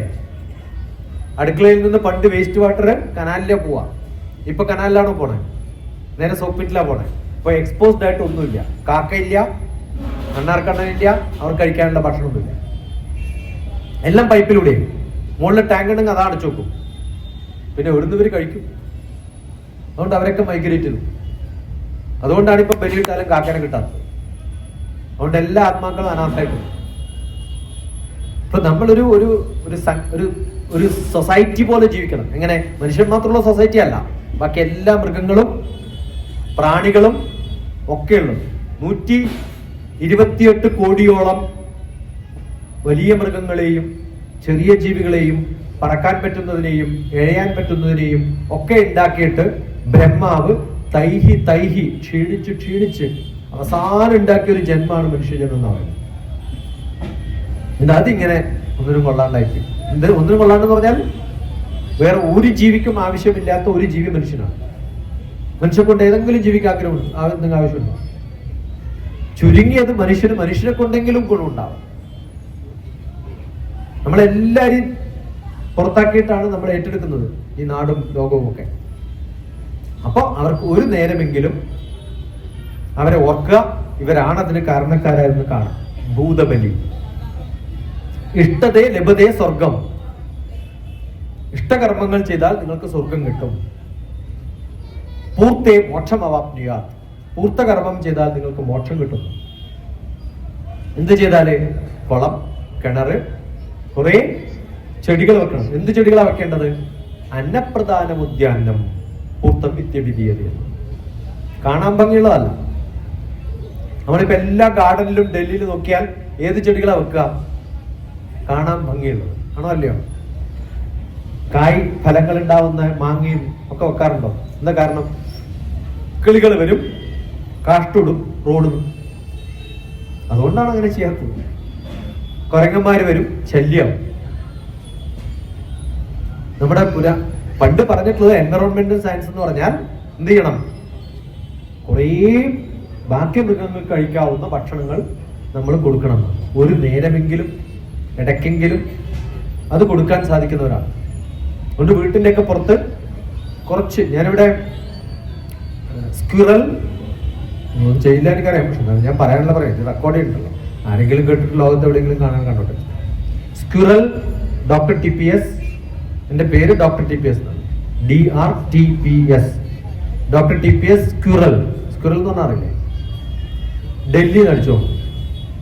ഞാൻ മയൂർ വിഹാറിൽ താമസിക്കുന്ന സമയത്ത് 2007 സെപ്റ്റംബറിൽ എനിക്ക് പരിചയമുള്ള ഡൽഹിക്കാർക്ക് ഞാൻ അന്ന് ഓർക്കുട്ടിലൂടെ മെസ്സേജ് അയച്ചു, ഞാൻ ഡൽഹിയിൽ ട്രാൻസ്ഫർ ആയിട്ട് വരുന്നുണ്ട്, എനിക്ക് താമസിക്കാവുന്ന സ്ഥലമാണ്. അങ്ങനെയാണെന്ന് കുറേ പേര്, 17 പേര് എനിക്ക് മെസ്സേജ് അയച്ചു, ഞങ്ങളുടെ വീട്ടിൽ വന്ന് താമസിച്ചോളാം. അത് കഴിഞ്ഞപ്പോഴാണ് ഒരു വീട് phase 2 അല്ല phase 1 പോക്കറ്റ് 4 ശ്യാമള മേനോൻ, അവർ വേറെ സ്ഥലത്താണ് താമസിക്കുന്നത്. സാറ്റർഡേ സൺഡേ വീട്ടിൽ വരും അവിടെ. അപ്പൊ അവരവിടെ ഉപയോഗിക്കുന്നുണ്ട്, പക്ഷെ സാറ്റർഡേ സൺഡേ അവർ വരും, വീക്ക് ഡേയ്സിൽ ഉണ്ടാവില്ല. ആ വീട് എനിക്ക് താമസിക്കാൻ തോന്നും. ഫ്രിഡ്ജിൽ സാധനങ്ങൾ ഉണ്ടാവും, അടുക്കളയിൽ എല്ലാ സാധനവും ഉണ്ടാവും, അതൊക്കെ അവരെല്ലാം ആഴ്ച നിറച്ചിട്ട് പോകും, എനിക്ക് സുഖമായിട്ട് ജീവിക്കാം. അങ്ങനെ ഞാൻ അവിടെ 2 വർഷം താമസിച്ചിട്ടുണ്ട്. ആ സമയത്ത് പുറത്ത് ബാൽക്കണിയിൽ ചെറിയ പോട്ടുകൾ ഉണ്ടായിരുന്നു, അതിനകത്ത് ഞാൻ കുറച്ച് ധാന്യങ്ങളൊക്കെ ഇട്ടത് വിളഞ്ഞു വന്ന് സ്ഥിരമായിട്ടൊരു അണ്ണാർക്കണ്ണം വന്ന് കഴിക്കുമായിരുന്നു. അണ്ണാർക്കണ്ണം വന്ന് കഴിക്കും. അത് കഴിച്ച് കുറച്ച് കഴിഞ്ഞ് വെള്ളമൊക്കെ വെക്കും. ഞാനവിടെ ഒരു പാത്രത്തിൽ വെള്ളം വെക്കും, അതൊക്കെ കുടിച്ചോട്ട് വെച്ചിട്ട് നമുക്ക് അത്രയൊക്കെ മിനിമം ചെയ്യാൻ പറ്റുന്ന കാര്യങ്ങൾ ചെയ്തു. ഇപ്പോൾ ഒരു പ്രാവശ്യം എൻ്റെ കൂടെ അന്നിവിടെ പ്രസിദ്ധനായ ഒരു എഴുത്തുകാരൻ, നിങ്ങൾ പഴയ ആൾക്കാർക്ക് കൊട്ടാരത്തിൽ നിന്ന് അറിയത്തണം, പഴയ ആൾക്കാർക്ക് ഓർമ്മയുണ്ടാവും, നല്ലോണം പൂസടിച്ചെടുക്കുന്നതാണ്, പ്രസിദ്ധ പൂസടിക്കാരനാണ്. ഗോസ്റ്റ് റൈറ്റർ എന്നാണ് അയാളെ പറയാ. എന്താ പറയാ? ഗസ്റ്റ് റൈറ്റർ എന്നാണ്. വേറൊരാൾക്ക് വേണ്ടി കഥ എഴുതിയിട്ട് പബ്ലിഷ് ചെയ്യും. ഇവിടെയുള്ള കുറേ മഹാന്മാരുടെ ലേഖനങ്ങളൊക്കെ പല പ്രസിദ്ധീകരണങ്ങളിലും വരില്ല, ഒന്നും അവരെല്ലാം എഴുതണത്. ഇയാൾ കാശ് കൊടുത്തിട്ട് ഇയാളെ കൊണ്ട് എഴുതിപ്പിക്കുന്നതാണ്. അപ്പൊ അതിൽ കിട്ടുന്ന പോക്കറ്റ് മണിയാണ് അയാളുടെ ചില്ലറ. അയാൾ അന്ന് മയൂർ വിഹാർ അമ്പലത്തിൽ വന്നിട്ട് രാമായണം വായിക്കുമ്പോൾ ഒരു പ്രാവശ്യം ഞാൻ പരിചയപ്പെട്ടതാണ്. എന്നിട്ട് എന്നെ ഇന്റർവ്യൂ ചെയ്യാൻ വന്നു. കൊട്ടക എന്ന് പറഞ്ഞിട്ടൊരു മാഗസീൻ നടത്തിയിരുന്നു അയാൾ ഡൽഹിയിൽ. അപ്പൊ ഞങ്ങൾ സംസാരിച്ച് വന്നപ്പോൾ ഫ്രണ്ട്സായി. ഞാൻ പറഞ്ഞു, നിങ്ങൾക്ക് വേറെ പണിയൊന്നുമില്ല, എൻ്റെ കൂടെ ഒന്ന് താമസിച്ചോളാം. നന്നായിട്ട് കവിത എഴുതും, കുറച്ച് മേടിച്ചു കൊടുത്ത അസലായിട്ട് കവിത എഴുതും. ഞാൻ ഇടയ്ക്കിടയ്ക്ക് മേടിച്ചു കൊടുക്കും കവിത കേൾക്കാൻ പറ്റും. നല്ലോണം കൊടുക്കില്ല, കുടിച്ചു കഴിഞ്ഞാലേ കവിത വരും. അത് കേൾക്കാനുള്ള സുഖത്തിനാണ്, കുറച്ച് കാശ് കൊടുത്താലും കുഴപ്പമൊന്നുമില്ല. നല്ല കേരളത്തിലെ മഹാകവികളുടെയൊക്കെ, സച്ചിദാനന്ദൻ എന്ന് പറയുന്ന മഹാകവികളൊക്കെ ഉണ്ടല്ലോ, അവിടെയൊക്കെ അത് ദൂരദർശനിൽ ഇയാളാണ് സൗണ്ട് കൊടുക്കുന്നത്. അത്രയും ഗംഭീരമായിട്ടുള്ള സൗണ്ട് കൊടുക്കാൻ പറ്റില്ല. വിഷ്ണുനാരായണ നമ്പൂരിയൊക്കെ ഫോണിൽ വിളിച്ച് ഞങ്ങൾ സംസാരിക്കുമായിരുന്നു. നല്ല കോണ്ടാക്ട് ഉണ്ടല്ലോ, നല്ല അറിവുള്ള ആളാണ്. അപ്പൊ എൻ്റെ കൂടെ താമസിച്ചു. പക്ഷെ പതുക്കെ സാധാരണ ബാർ തുറക്കുന്ന 11 മണിയാണ്. ഞാൻ എന്ത് ചെയ്തെന്ന് വെച്ചാൽ എൻ്റെ കുറേ പ്രഭാഷണങ്ങൾ CD-യിലാക്കിയിട്ടുണ്ടായിരുന്നു. അത് കൊടുത്തിട്ട് പറഞ്ഞു, അത് നോക്കി എഴുതാനുള്ള പണി കൊടുത്തു. എന്നിട്ട് ഞാൻ ഇടയ്ക്കിടയ്ക്ക് ഫോൺ ചെയ്യും ഓഫീസിൽ, എവിടെ എത്തി. കുറേ പേപ്പറും കുറേ പേനയും മേടിച്ചെടുത്ത് എഴുതാൻ പറഞ്ഞു. അസലായിട്ട് എഴുതും. അങ്ങനെ പതുക്കെ അദ്ദേഹത്തിന്റെ കള്ളുകൂടി സ്വഭാവം മാറി. അങ്ങനെ പണിയില്ലാത്തതുകൊണ്ടാണ് ഇത് ചെയ്യണത്. അവിടെ പോയി ക്യൂ നോക്കിയിട്ട് സമയം കളയണ്ടല്ലോ. നല്ല ക്രിയേറ്റീവ് ആയിട്ടുള്ള പണി കൊടുത്തു, നന്നായിട്ട് എഴുതി. എൻ്റെ കുറേ പ്രഭാഷണങ്ങൾ ലേഖനങ്ങളാക്കി മാറ്റിയത് എൻ്റെ പ്രഭാഷണം കേട്ടിട്ട് എഴുതും. ഞാൻ കുറച്ചൊക്കെ ഡിസ്കസ് ചെയ്യും, കുറച്ച് മാറ്റാൻ പറയും, മാറ്റി എഴുതും, അങ്ങനെയൊക്കെ ചെയ്തിരുന്നു. അദ്ദേഹം ഒരു ദിവസം ഈ വളർന്നു വന്നിട്ടുള്ള ചെറിയ ചെടികളൊക്കെ നല്ലോണം കട്ട് ചെയ്ത് ഡാലും ഈ ചെടികളുടെ ഇലയൊക്കെ ഉപയോഗിച്ചൊരു ഫ്രൈ ഒക്കെ ഉണ്ടാക്കിയിട്ട് ഞാൻ ഉച്ചയ്ക്ക് വരുന്നു ഭക്ഷണം കഴിക്കണം. ഈ അണ്ണാർക്കണ്ണൻ എന്ത് ചെയ്യുന്നു അറിയോ? ആ ബാൽക്കണിയിൽ വന്ന്, അന്ന് ഈ മമ്മൂട്ടി ഇസ്ത്രി ഇടുന്ന ആളുടെ ഒരു കഥയുണ്ട്, ഓർമ്മയുണ്ട്? ഒരു തമിഴിന്റെ കഥയായിട്ട് 2 കുട്ടികളുണ്ട്. ഏതാണ് ഓർമ്മയിലുണ്ടോ? അതാണ് ടി വിയിൽ വരുന്നത്. അത് കണ്ടുകൊണ്ട് ഭക്ഷണം കഴിക്കാൻ ഇന്നത്തെ പ്ലേറ്റ് കയ്യിലെടുത്തിട്ട് ഭക്ഷണം കഴിക്കുമ്പോൾ ഈ അണ്ണാർക്കണ്ണൻ ബാൽക്കണി കടന്ന്, ഹാള് കടന്ന്, ആ അടുക്കളയുടെ ചെറിയ കോറിഡോർ വന്ന് എൻ്റെ ബെഡ്റൂം വന്നിട്ട് എൻ്റെ മുഖത്തൊരു കുത്തുമുത്തിട്ട് പോയി. ആ അണ്ണാർക്കണ്ണന്റെ ബുദ്ധി ആലോചിക്കണം, എനിക്ക് കഴിക്കാനുള്ളത് താനാണോ കഴിക്കേണ്ടതെന്നാണ്. ഞാനത് കൃത്യമായിട്ട് കമ്പ്യൂട്ടറിൽ സിമുലേറ്റ് ചെയ്തിട്ട് ഞാനൊരു വീഡിയോ ഒക്കെ ഇട്ടിരുന്നു. നമ്മൾ ധരിക്കുന്ന മൃഗങ്ങൾക്കൊന്നും ബോധമില്ല എന്നുള്ളതാണ്. എല്ലാ മൃഗങ്ങൾക്കും ബോധമുണ്ട്, എല്ലാ ചെടികൾക്കും ബോധമുണ്ട്. ചെടികൾക്ക് സ്ഥാനങ്ങൾ അറിയാം, ദിശകൾ അറിയാം. നമ്മൾ കിഴക്ക് എന്ന് പറഞ്ഞ് നമ്മൾ കിഴക്കെന്ന് പറയുന്നില്ലേ, സൂര്യകാന്തി കിഴക്കോട്ടാണ് തിരിഞ്ഞു നിൽക്കുക. പക്ഷെ ഓരോ മാസങ്ങൾ കഴിയുമ്പോഴത്തേക്കും അതിന്റെ കിഴക്ക് മാറും. അപ്പൊ ആർക്കാ ബുദ്ധി അധികം, നമുക്കാണോ ചെടിക്കാണോ? അല്ലേ? ഓരോ മൃഗങ്ങൾക്കും, ഓരോ പക്ഷികൾക്കും, ഓരോ ചെറിയ ചെടികൾക്ക് പോലും എന്തുണ്ട്? ഓരോ ദേശങ്ങളെ കുറിച്ചുള്ള അറിവുണ്ട്, ഡയറക്ഷനെ കുറിച്ച് അറിയാം. നിങ്ങളൊരു ചെടിയില് ഈ ഭാഗം കട്ട് ചെയ്തിട്ട് ബഡ്ഡിങ് അറിയില്ലേ? ഈ ഭാഗത്തെ ഒരു പീസ് കട്ട് ചെയ്തിട്ട്, ഇപ്പൊ റെഡും വൈറ്റും റോസ് ഉണ്ടെന്ന് വിചാരിക്കാം. ഇത് രണ്ടും കൂടി ബഡ് ചെയ്യണം. ഈ ഭാഗത്തേക്ക് വളരുന്ന ഭാഗം കട്ട് ചെയ്തിട്ട് ഈ ഭാഗത്തേക്ക് വളരുന്നിടത്ത് ബഡ് ചെയ്താൽ വളരാനുള്ള ചാൻസ് കുറവാണ്. കാരണം ഓൾറെഡി ഈ ദശ അതിന്റെ സ്വഭാവമായി മാറി. അപ്പൊ വേറൊരു ചെടിയിലേക്ക് ബഡ് ചെയ്യുമ്പോൾ എന്ത് ചെയ്യണം? ഈ പീസ് എടുത്താൽ ഇവിടെയും ബഡ് ചെയ്യാം. ചെടികൾക്ക് എന്തറിയാം? ദശകളറിയാം, ദിശകളറിയാം, കാലമറിയാം, ദേശമറിയാം. അത് കൃത്യമായിട്ട് അറിയുന്നതാണ്. സ്വഭാവം കൃത്യമായിട്ട് അതിനകത്തുണ്ട്. ഇങ്ങനെ കൃത്യമായിട്ട് പഠിച്ചിട്ടുള്ള ആയുർവേദത്തിന്റെ പാർട്ട് എന്താ പറയാ അറിയോ? വൃക്ഷ ആയുർവേദം എന്നാണ്. ആ വൃക്ഷ ആയുർവേദത്തിൽ കൃത്യമായിട്ട് പറഞ്ഞിട്ടുണ്ട്. ഇപ്പൊ നമ്മള് ക്ഷേത്രത്തിൽ ഭക്ഷണം ഉണ്ടാക്കുന്ന അരി കൊടുക്കുന്ന സമയത്ത് ഏത് തരത്തിൽ, ഇപ്പം ഗുരുവായൂർ ഏത് പഞ്ചസാര ഉപയോഗിക്കുക? ബ്രൗൺ കളറുള്ളതാണ് ഉപയോഗിക്കുക. എന്താ കാരണം? വൈറ്റ് അന്ന് കാലത്തൊക്കെ എല്ലുപൊടി ഇട്ടിട്ടാണ് ശുദ്ധമാക്കാറുള്ളത്. പക്ഷെ ആ എല്ലുപൊടിയാണ് നമ്മൾ സ്ഥിരമായിട്ട് കഴിച്ചത്. നമുക്ക് കഴിക്കാൻ കുഴപ്പമില്ല, ഗുരുവായൂരപ്പന് കഴിക്കാൻ കുഴപ്പമില്ലോ, അങ്ങനെ ഉണ്ടോ? പക്ഷെ ആ ഒരു സിദ്ധാന്തം പറഞ്ഞു കൊടുക്കുമ്പോൾ അത് നമ്മൾ മനസ്സിലാക്കിയിട്ട് അതേ ഞാനും ചെയ്യുള്ളൂ എന്ന് പറയുന്നതാണ് നമ്മുടെ അറിവ്. അപ്പൊ അത് ഭഗവാൻ ഇഷ്ടം എന്നല്ല പറയാ, നമുക്കിഷ്ടം ഉള്ളത് ഭഗവാൻ ഇഷ്ടമാക്കുകയും ഭഗവാൻ ഇഷ്ടമാക്കുന്നത് നമുക്കിഷ്ടമാവുമ്പോഴാണ് നമ്മൾ ഭഗവാനുമായിട്ട് താതാത്മ്യം പ്രാപിക്കുക. അതാണ് പരവിദ്യയും അപരവിദ്യയും ജോയിൻ ചെയ്തത്. അതുകൊണ്ടാണ് മഹർഷിമാരൊക്കെ ഇങ്ങനെ പഠിച്ചിരിക്കുന്നത്. ഭഗവാനും ഞാനും ഒന്നാവുന്ന ഒരവസ്ഥ. അതാണ് ധ്യാനമുദ്ര. ധ്യാനമുദ്ര എന്ന് പറഞ്ഞാൽ ഇതാണ്. ആണല്ലോ, നിങ്ങളൊക്കെ യോഗാസനം പഠിച്ചിട്ട് കുറെ ആസനങ്ങളൊക്കെ പഠിക്കുന്ന ആൾക്കാരുണ്ടല്ലോ. ഇപ്പൊ ഭയങ്കര ഫേമസ് അല്ലേ യോഗ? തലകുത്തി നിൽക്കൊക്കെയാണ് യോഗ, ആണോ അല്ലയോ? ശീർഷാസനാണ് മഹായോഗം. ആരാ പഠിപ്പിച്ചിട്ടുള്ളത്? പതഞ്ജലി. നിങ്ങൾ ഏതെങ്കിലും ഒരു ചിത്രം കാണിച്ചു തരുമോ പതഞ്ജലി തലകുത്തി നിൽക്കുന്നത്? വേണ്ട, ഏതെങ്കിലും ഒരു ഭഗവാൻ തലകുത്തി നിൽക്കുന്ന കാണിച്ചു തരാൻ പറ്റും? പതഞ്ജലി ഒരിക്കലും ഒരു മനുഷ്യനോടും തലകുത്തി നിൽക്കാൻ പറഞ്ഞിട്ടില്ല, നേരെ നിൽക്കാനേ പറഞ്ഞിട്ടുള്ളൂ. സൂര്യ നമസ്കാരം പതഞ്ജലി പഠിപ്പിച്ചിട്ടേ ഇല്ല. ഇതൊക്കെ പിന്നെ വന്ന ഡെവലപ്മെന്റാ. ഇനി മാക്സിമം ഏറ്റവും നല്ല യോഗവിദ്യ അറിയുന്ന ഭഗവാൻ ആരാന്നറിയോ? ആരാ പറയേ?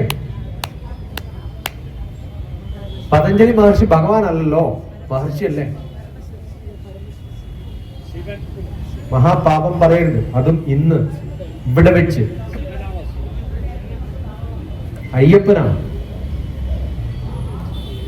അയ്യപ്പനല്ല, ശാസ്താവ്. ഇത് രണ്ടും തമ്മിലുള്ള വ്യത്യാസം അറിയോ? അറിയോ? നിങ്ങളിവിടെ നടത്തുന്ന പൂജ എന്ത് പൂജയാ? അയ്യപ്പ പൂജയാണ്, ആണോ അല്ലയോ? ശാസ്താ പൂജയാണോ? ശാസ്താവ് എന്ന് പറഞ്ഞാൽ യഥാർത്ഥ മോഹിനി പുത്രനായിട്ടുള്ള, മോഹിനി പുത്രനല്ലല്ലോ അയ്യപ്പൻ, ആണോ? രാജാവിന്റെ മകനല്ലേ? അയ്യപ്പൻ ശാസ്താവിലേക്ക് ലയം പ്രാപിക്കുമ്പോഴാണ് നമ്മൾ അയ്യപ്പനും ശാസ്താവും ഒന്നായിട്ട് പറയും, പക്ഷെ രണ്ടും രണ്ടാളാണ്. ആ ശാസ്താവിരിക്കുന്നതിനുള്ള യഥാർത്ഥ ബിംബത്തിന്റെ ഇരിപ്പ് അയ്യപ്പന്റെയും ബിംബം കണ്ടിട്ടില്ല. എങ്ങനെയാ കുത്തിയിരുന്നിട്ട് കാല് പട്ട കെട്ടിയതുപോലെ ഇല്ലേ? അതിനെന്താ ആസനം എന്നാ പറയാ? പട്ടബന്ധാസനം എന്നാ പറയാ. എന്താണ് പട്ടബന്ധാസനം? ലോകത്തിലെ ഏറ്റവും ബുദ്ധിമുട്ടുള്ള ഏതെങ്കിലും നല്ല യോഗ പഠിപ്പിക്കുന്ന മാഷോട് പറയണം എന്ത് യോഗത്തിലിരിക്കാൻ? പട്ടബന്ധാസനത്തിൽ. ഇനി അത് വേണ്ട, ശിവന്റെ മകനാണല്ലോ ഗണേശൻ അല്ലേ? ഗണേശന്റെ മുമ്പിൽ എന്താ ചെയ്യാം? ഇടം കയ്യാൽ വലം കാതും വലം കയ്യാൽ ഇടം കയ്യും, എന്നിട്ട് കാല് കോണിച്ചിട്ട് എന്ത് ചെയ്യണം? മുട്ട് നിലത്ത് മുട്ടുന്നത് വരെ 108 പ്രാവശ്യം ഗർഭിണി അല്ലാത്തിടത്തോളം കാലം എല്ലാവരും ചെയ്യണം. അപ്പൊ ചിലർക്ക് ഇങ്ങനെ കാണിക്കില്ലേ? അപ്പൊ ഓ ആണല്ലേ, ഇത്ര മാസമായി. അങ്ങനെ ചെയ്താൽ നിങ്ങൾ ആരെ പോലെ ആവില്ല? ഗണേശനെ പോലെ ആവില്ല. എന്തിനാ അത് പറഞ്ഞിരിക്കുന്നത്? നമ്മുടെ ബ്രെയിനിലേക്ക് കുറച്ച് ബ്ലഡ് അധികം പോകും, ചിന്തിക്കാനുള്ള കഴിവധികം കിട്ടും. പണ്ട് കാലത്ത് മാഷന്മാർ ഇതാണ് ശിക്ഷ കൊടുത്തിരുന്നത്. നമ്മുടെ ഭാരതീയ ശാസ്ത്രം എന്ന് പറയുന്നത് കാലം, ദേശം, ആരോഗ്യം, ഭക്ഷണം, ആർക്കൊക്കെ നമുക്കൊത്തുള്ള ഭക്ഷണമല്ല, എല്ലാവർക്കും ഉള്ള ഭക്ഷണം. ആദ്യമായിട്ട് ഭക്ഷണം കൊടുക്കുന്ന ചെറിയ കുട്ടികളെ മടിയിലെടുത്തിട്ട് അച്ഛൻ വായിൽ ഭക്ഷണം കൊടുക്കണം എന്നാണ്. ബാക്കി ഭക്ഷണം അമ്മ കൊടുക്കണ്ടല്ലോ, ഒരു ദിവസമെങ്കിലും അച്ഛൻ കൊടുത്തോണ്ട് വെച്ചിട്ടാണ്. അത് ഭഗവാൻ സാക്ഷിയായിട്ട് കൊടുക്കുന്ന സമയത്ത് ചൊല്ലുന്നൊരു മന്ത്രമുണ്ട്, ശംനോ ദ്വിപദേശം ചതുഷ്പദേ എന്നൊക്കെ പറഞ്ഞിട്ടാണ്. ശംനോ ദ്വിപദേ, 2 കാലിൽ നടക്കുന്ന എല്ലാ ജീവികൾക്കും ആവശ്യത്തിന് ഭക്ഷണം കിട്ടുന്ന സമയത്ത്, ശംനോ ചതുഷ്പദേ, 4 കാലിൽ നടക്കുന്ന എല്ലാ മൃഗങ്ങൾക്കും ഭക്ഷണം കിട്ടുന്ന ദിവസം മാത്രം എന്റെ മകന് ഭക്ഷണം കിട്ടണേ. നമ്മളെന്താ പ്രാർത്ഥിക്കുക സാധാരണ? ആർക്കും ഒന്നും കിട്ടിയില്ലെങ്കിലും എന്റെ മോനെ, എല്ലാരും തോറ്റാലും എന്റെ മോന് ഫസ്റ്റ് റാങ്ക് കിട്ടും. എന്ത് സെൽഫിഷാന്ന് ആലോചിച്ചു. അങ്ങനെ ആയിരുന്നില്ല ഭാരതശാസ്ത്രം. ഭാരതശാസ്ത്രം എപ്പോഴും എന്താ പറഞ്ഞിരുന്നേ?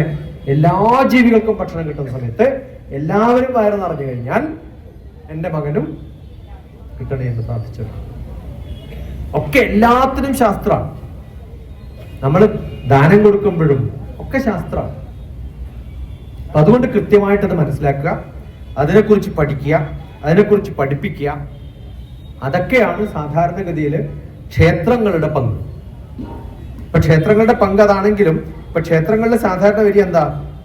എന്തിനാ ക്ഷേത്രത്തിൽ പോകണമെന്ന് ചോദിച്ചു കഴിഞ്ഞാൽ ആരൊക്കെ വന്നു എന്ന് കാണാൻ വേണ്ടിയിട്ട്. കുറെ ആൾ പോകുന്നുണ്ടല്ലോ, അപ്പൊ നമ്മൾ പറയണ്ടേ ആരൊക്കെയാ വന്നു അല്ലെ? ആർത്തോ ജിജ്ഞാസുര അർത്ഥാർത്ഥി ജ്ഞാനികൾ 4 തരത്തിൽ പോകണ്ടെന്നാണ് ഭഗവത്ഗീത പറയുന്നത്. ആർത്തോ, ആരാ ആർത്തോ എന്ന് പറഞ്ഞ ആരാ? ആർത്തി കൂടുമ്പോ ദുഃഖം ഉണ്ടാവും. ആ ദുഃഖത്തിനെയാണ് ആർത്തോ എന്ന് പറയുക. ദുഃഖിതർ എന്നാണ് അർത്ഥം. എപ്പോഴാണ് ദുഃഖം ഉണ്ടാവുക? ആഗ്രഹങ്ങൾ കൂടുമ്പോഴാണ് ദുഃഖം ഉണ്ടാവുക. ആർത്തോ ജിജ്ഞാസു. എന്താണ് ജിജ്ഞാസ? ആരൊക്കെയാ വരുന്നതെന്ന് അറിയാമല്ലോ ജിജ്ഞാസ അല്ലേ? ഞാൻ ഗുരുവായൂരപ്പ ക്ഷേത്രത്തിൽ വെച്ചിട്ടാണ് കുറേ കവിതകൾ, ഇംഗ്ലീഷിൽ ആദ്യം കവിത എഴുതിയത് ഗുരുവായൂരപ്പ ക്ഷേത്രത്തിലാണ്. എന്താ കാരണം അറിയാം? അവിടെ ആ മൂലക്കൊരു സ്ഥലമുണ്ട്, ഞാൻ അവിടെ ഇങ്ങനെ ഇരിക്കും. എന്നിട്ട് കുറേ ആളിങ്ങനെ കാണും. എന്നിട്ട് അവരിങ്ങനെ പറയണ കേൾക്കും. എന്തൊക്കെ കുശുമ്പ പറയാന്നറിയാം. നായർ നാട്ടിൽ പോകണ്ടായിരുന്നു, മിഞ്ഞാന്ന് മഴ പെയ്യണ്ടായിരുന്നു, ലോകത്തിലെല്ലാം കൺട്രോൾ ചെയ്യുന്ന ഇവരാ. നായർക്ക് ഇവിടെ തന്നെ ജീവിച്ചപ്പോഴേ അവിടെ എത്തിയതും ഹാർട്ട് അറ്റാക്ക് ഉണ്ട്. ഇതൊക്കെയാ സംസാരിക്കണേ. ക്ഷേത്രത്തിൽ വരുന്നത് എന്തിനാ? പരദൂഷണം, കുനിഷ്ട്, കുബുദ്ധി. ചെറിയ പിള്ളേരെ നന്നായിട്ട് പറ്റിക്കരുത്. ഇപ്പൊ പോയി നോക്ക്, ഗുരുവായൂരപ്പൻ ഇപ്പൊ പുറത്തേക്ക് പോയിട്ട് എന്തിനാ അറിയോ? പാനിപ്പൂരി കഴിക്കാൻ. എന്നിട്ട് അവരിങ്ങനെ പോയി നോക്കും. ശരിയാട്ടോ, അടുപ്പില്ല, ഇത് കാണില്ല, വെറുതെ വരുന്നുണ്ട്, ഇതുവരെ കണ്ടിട്ടില്ലല്ലോ. ശരിക്കും നോക്കുമ്പോൾ അയാളില്ല. എന്നിട്ട് ഞാൻ പറയും, പിന്നെ ഒരാൾ അവരെ കുറിച്ച് നോക്ക് നോക്ക്, ഇപ്പൊ ഞാൻ കണ്ടുവല്ലോ. ഇപ്പൊ ഞാൻ അകത്ത് കൂടെ കണ്ടു. നമ്മുടെ സങ്കല്പങ്ങളാണ് ഭഗവാൻ എന്ന് പറയുന്നത്. ഇതൊക്കെ സങ്കല്പങ്ങളാണ്. ശരിക്കും ഭഗവാൻ എന്ന് പറയുന്നതൊക്കെ എവിടെയായിരിക്കണേ? നമ്മുടെ മനസ്സിലായിരിക്കും. ആ തോന്നൽ നമുക്കുണ്ടാവും, ആ ചിന്തകൾ ഉണ്ടാവും, ആ ധ്യാനം ഉണ്ടാവും. പക്ഷെ ക്ഷേത്രത്തിൽ വരുന്നവർക്കൊന്നും ഇതല്ല ഉള്ളത്. വിഗ്രഹം സ്വല്പബുദ്ധീനാം സർവത്ര വിദിതാത്മനാം എന്ന് വെച്ച് വിഗ്രഹം തോന്നണ്ടെന്നല്ല അർത്ഥം. നമ്മുടെ അടുത്ത ജനറേഷൻസിലേക്ക് ഇതിനെ കാണിച്ചു കൊടുക്കാനും പറഞ്ഞു കൊടുക്കാനും. എന്റെ അച്ഛന്റെ പടം വീട്ടിൽ വെച്ച് ഇതാണ് എന്റെ അച്ഛൻ, ഇതാണ് എന്റെ അച്ഛൻ എന്ന് പറയുമ്പോൾ എനിക്കറിയുന്നത് എന്റെ അച്ഛനല്ല, അച്ഛന്റെ പടം മാത്രമാണ്. അറിയില്ലയോ? നമ്മൾ നഴ്സറി ക്ലാസ്സിലോ അല്ലെങ്കിൽ 1ാം ക്ലാസ്സിലൊക്കെ ആന, ചേന, തത്ത, പൂച്ച, അത് ആനയല്ല, ചേനയല്ല, തത്തയല്ല, പൂച്ചയല്ല നമുക്കറിയില്ലേ, അത് പടം മാത്രമല്ലേ. പക്ഷെ അങ്ങനെ പഠിപ്പിച്ചാൽ നാളെ യഥാർത്ഥമായിട്ടുള്ള പന കാണുമ്പോൾ ഇത് പനയാണ് എന്ന് കുട്ടികൾക്ക് മനസ്സിലാവും. അങ്ങനെ സങ്കല്പങ്ങൾ പഠിപ്പിച്ച് കൊടുക്കാൻ വേണ്ടിയിട്ടാണ് ഇത്തരം. ഇപ്പൊ എന്തിനു വേണ്ടിയാ ക്ഷേത്രം? പഠിപ്പിക്കാൻ. എന്ത് പഠിപ്പിക്കാൻ? സങ്കല്പങ്ങൾ പഠിപ്പിക്കാനാണ്. ഓരോ ക്ഷേത്രത്തിലും ഓരോ ഭഗവാനും ഓരോ കർമ്മങ്ങൾക്കും ഓരോ കർമ്മികൾക്കും എന്ത് ചെയ്യണം എന്നുള്ളതിന് ഓരോ സങ്കല്പങ്ങളുണ്ട്. പൂജ ചെയ്യുന്ന ആളുടെ ക്വാളിഫിക്കേഷൻ സപ്തശുദ്ധിയുള്ളവനാണ്. പ്രണാപാനവ്യാനോദാന സമാനാമേ ശുദ്ധ്യന്താം ജ്യോതിരഹം വിരിജാഭിപാത്മാ ഭൂയാ സംഘ സ്വാഹ വാക്മന ചക്ഷുശ്രോ പ്രജ്ഞാനം ജിഹ്വാരീതോ ബുദ്ധ്യാഗതി സങ്കല്പാവേ ശുദ്ധ്യതാം. വാക്ക് നന്നാവണമെങ്കിൽ മനസ്സ് നന്നാവണം. മനസ്സ് നന്നാവണമെങ്കിൽ ചെവിയും കാതും മൂക്കും കേൾക്കുന്നതൊക്കെ നന്നാവണം. നിങ്ങളുടെയൊക്കെ മനസ്സ് നല്ലതാണോ? ക്ലീൻ മനസ്സാവണമെന്നാണ്. ക്ലീൻ മനസ്സാവുമ്പോഴേ ദർപ്പണ സമാനം. ശങ്കരൻ പറഞ്ഞത് അങ്ങനെ. മനസ്സെങ്ങനെയാവണം? മിറർ പോലെയാണ്. മിറർ എന്ന് പറഞ്ഞാൽ ആകെ പിന്നെ പൊടി കിടക്കുന്ന മിററിൽ നമ്മൾ കാണാൻ പറ്റും പ്രതിബിംബം ഇല്ല. നല്ലോണം ക്ലീൻ ചെയ്യണം. അപ്പൊ ഇന്ന് എന്ത് ചെയ്യണം? കുറച്ച് സർഫൊക്കെ മേടിച്ച് മനസ്സ് ക്ലീൻ ചെയ്യാം. എങ്ങനെ ക്ലീൻ ചെയ്യണം? അതിനുള്ളതാണ് എന്ത്? നാമജപങ്ങൾ. ആ നാമജപങ്ങൾ ചൊല്ലുമ്പോ അതിന്റെ അർത്ഥം മനസ്സിലാക്കിയിട്ട് ചൊല്ലും. അതുകൊണ്ട് ഭജനകൾ വേണ്ടെന്നല്ല പറയുന്നത്. ഭജനകളൊക്കെ കൂടെ എന്ത് വേണം? എല്ലാവരും ചേർന്നിട്ടുള്ള ഭജനകളാണ്. അതല്ലെങ്കിൽ അത് കേൾക്കണം, അതിന്റെ അർത്ഥം മനസ്സിലാക്കണം. അത് പാടി തീർക്കാനല്ല, ഇടയിൽ നിർത്തി ബാക്കിയുള്ളവരും കൂടി ചേർന്ന് പാടാം. പ്രഭാഷണങ്ങൾ കേൾക്കാനാണെങ്കിൽ നിങ്ങൾ യൂട്യൂബിൽ പോയി കണ്ടാൽ. പക്ഷെ ഈ പ്രഭാഷണം എന്തിനല്ല? അതിനു വേണ്ടിയിട്ടല്ല. എന്താവണം ലക്ഷ്യം? നിങ്ങളുടെ ചോദ്യങ്ങളും അതിനുള്ള ഉത്തരങ്ങളും കൂടിയാണ്. എന്തെങ്കിലും ഒരു 10 ചോദ്യം ചോദിച്ചാൽ മനസ്സമാധാനത്തോടുകൂടി ഞാൻ പോവാം. അതല്ലെങ്കിൽ വിനോദിനോട് ടാറ്റാ ബൈ ബൈ, വിജയനോട് ടാറ്റാ ബൈ ബൈ. ഇനി എന്നെ ഈ ഭാഗത്തേക്കാണില്ല ചോദിക്കും. 10 ചോദ്യം, എനിക്ക് ഉത്തരം അറിയാത്ത കുറെ ചോദ്യം. അപ്പൊ ഞാൻ പോയി പഠിച്ചിട്ട് അടുത്ത പ്രാവശ്യം വരാം. വേഗം 6, 5. ഞാൻ സ്പേസ് ഡിപ്പാർട്ട്മെന്റ് ഞങ്ങൾ രണ്ടു താഴത്തോട്ടെത്തി 0 എത്തുമ്പോൾ ഞാൻ സ്ഥലം പെടും. വേഗം, അല്ലെങ്കിൽ മതിയാക്കാം. ഫാസ്റ്റ് പറ. സാറല്ല, ഡോക്ടർ TPS. ബ്രിട്ടീഷുകാരൊക്കെ പോയിട്ട് എത്രയോ കൊല്ലായി ആലോചിച്ചു. എന്നിട്ടും നമ്മള് ശവം. ലോർഡ് അയ്യപ്പ ആരാണ്? Lord Krishna, Lord Shiva. അപ്പോ ലേഡി പാർവതി. ലോർഡിന്റെ സ്ത്രീലിംഗം ലേഡി എന്നാണ്, അറിയോ? അപ്പൊ നാളെ മുതൽ എന്ത് ചെയ്യണം? ലേഡി പാർവതി. നമസ്കാരം പറയാൻ പറ്റുമോ നമുക്ക്? സാറൊക്കെ പോണ്ട കാലം കഴിഞ്ഞു. ഞാൻ ഇതിനിടെ ശ്രീലങ്കയിൽ പോയ സമയത്ത് അവിടെ അവരോട് ചോദിച്ചു, നിങ്ങൾ സാറെന്ന് വിളിക്കരുതെന്ന് കൃത്യമായിട്ട് ഞാൻ പറഞ്ഞു. അവർ കുറെ അനുസരണകളുള്ളവരാ. ചോദിച്ചു, പകരം നിങ്ങളുടെ ഭാഷയിൽ എന്താണ്? അവരുടെ മഹാത്മാ എന്നാണ്. ഇത്ര നല്ല വാക്കാന്ന് ആലോചിച്ചു. അപ്പൊ എല്ലാവരും എന്നെ മഹാത്മാ എന്ന് വിളിച്ചു തുടങ്ങി. അവിടെ ഇന്നിപ്പോ പോയേ നിങ്ങൾ വീഡിയോ കാണണം. ഇന്ന് പോയ സ്കൂൾ എല്ലാ ടീച്ചേഴ്സും തീരുമാനിച്ചു ഞങ്ങൾ സാർ മാഡം ഉപയോഗിക്കില്ല, മഹാത്മാനെ ഉപയോഗിക്കും. എന്നെ മാത്രല്ല, എല്ലാവരും എന്നെയും അങ്ങനെ പറ്റുള്ളൂ. വിനോദ്, വിശ്വാസം വർദ്ധിക്കണ്ടോ?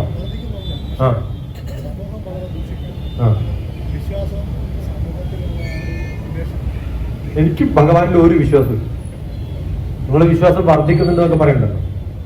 ഇത് ഫോണാണെന്ന് വിശ്വാസമുണ്ടോ? ഇത് ഫോണാണെന്ന് വിശ്വാസമുണ്ടോ നിങ്ങൾക്ക്? ഉണ്ടോ? ഇത് മൈക്ക് സെറ്റ് ആണെന്ന് വിശ്വാസമുണ്ടോ? ഇത് ഡോക്ടർ TPS ആണെന്ന് വിശ്വാസമുണ്ടോ നിങ്ങൾക്ക്? ഇത് വാച്ചാണെന്ന് വിശ്വാസമുണ്ടോ? വിശ്വാസമാണോ ഉള്ളത്? ആണോ?